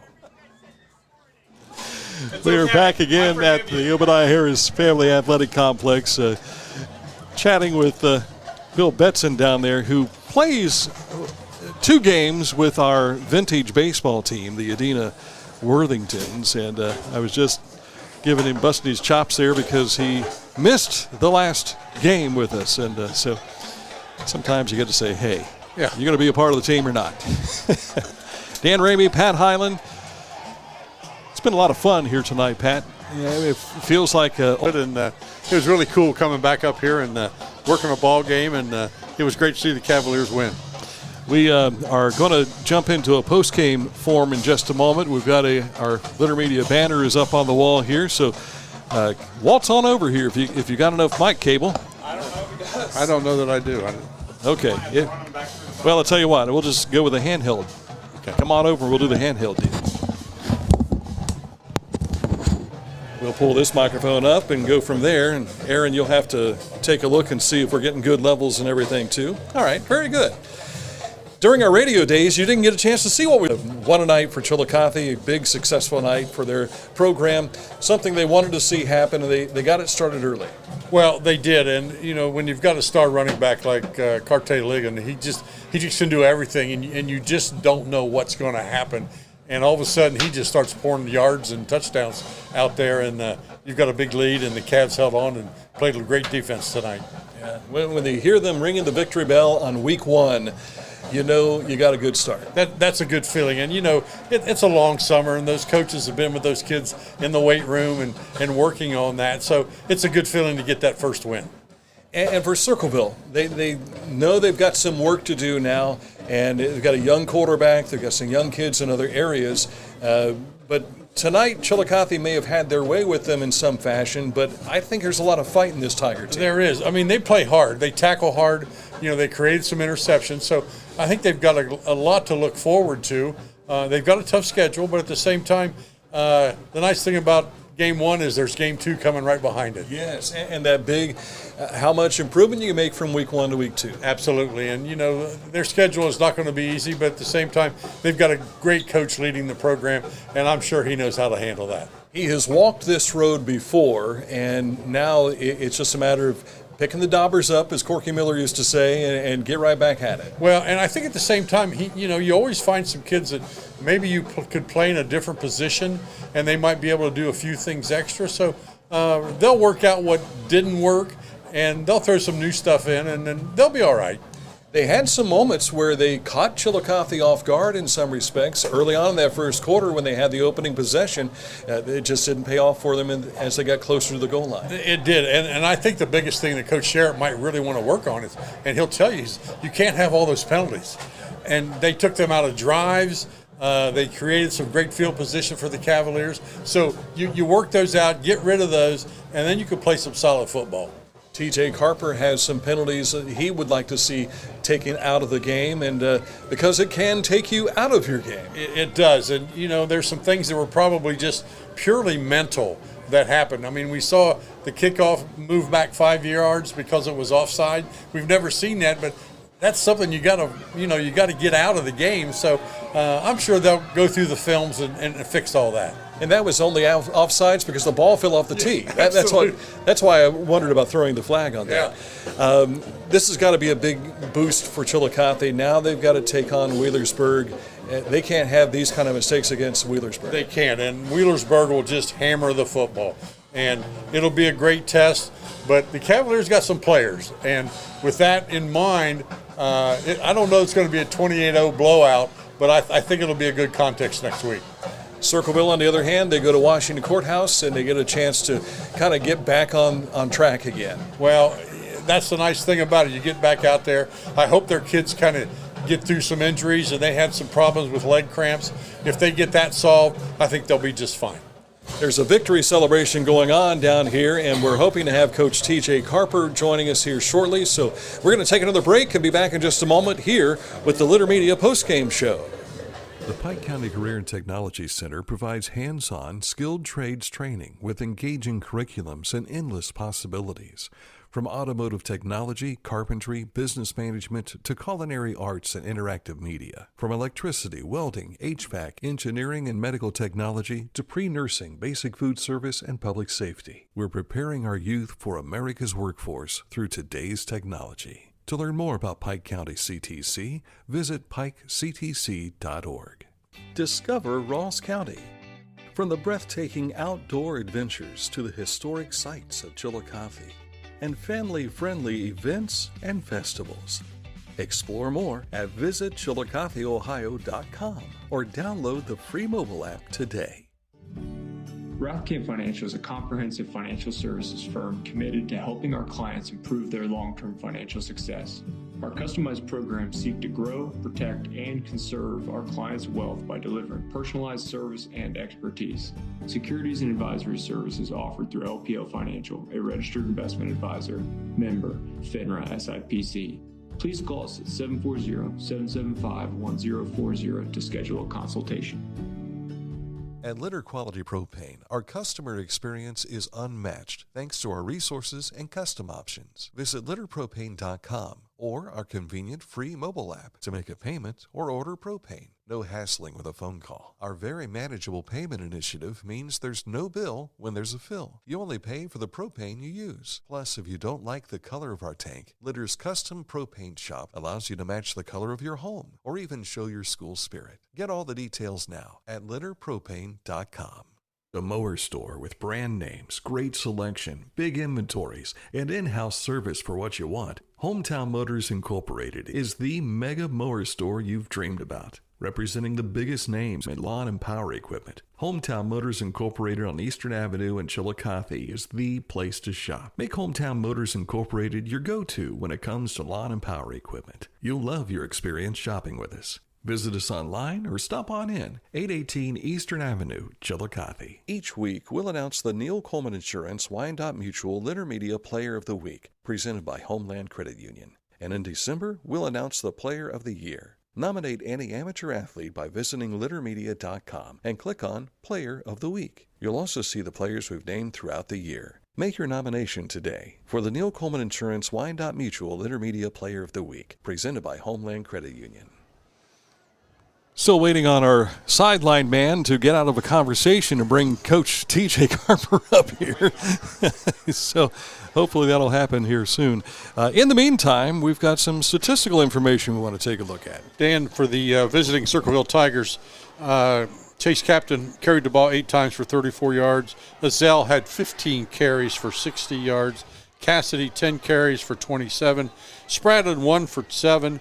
They had 34 carries in the game for 128 yards. In the air, Captain went 6 for 57. He did throw 2 interceptions. His one receiver, Sanchez, had a 33-yard reception for the Tigers in the ballgame. They had 185 yards of total offense from the line of scrimmage.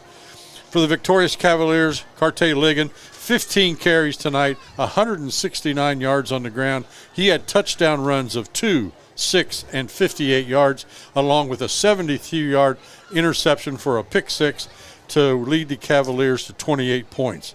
Harris was 4 carries for 38 yards. McAllister had 2 for 8. Josh Smith, 2 for 13. And Jones, 4 for 12. Cavaliers had 27 carries for 240 yards on the ground. In the air, Harris was 7 of 16 for 110 yards. He did throw 2 interceptions in the ballgame. McKinley was his big receiver with 6 receptions for 105 yards. One of those, a 32-yard touchdown reception in the second half. Cavaliers finished tonight almost doubling up the Tigers. The Cavs were 350 yards of total offense in tonight's victory. Again, big night. Carte Ligon is our McDonald's player of the game, and coming away with a big night for that young man.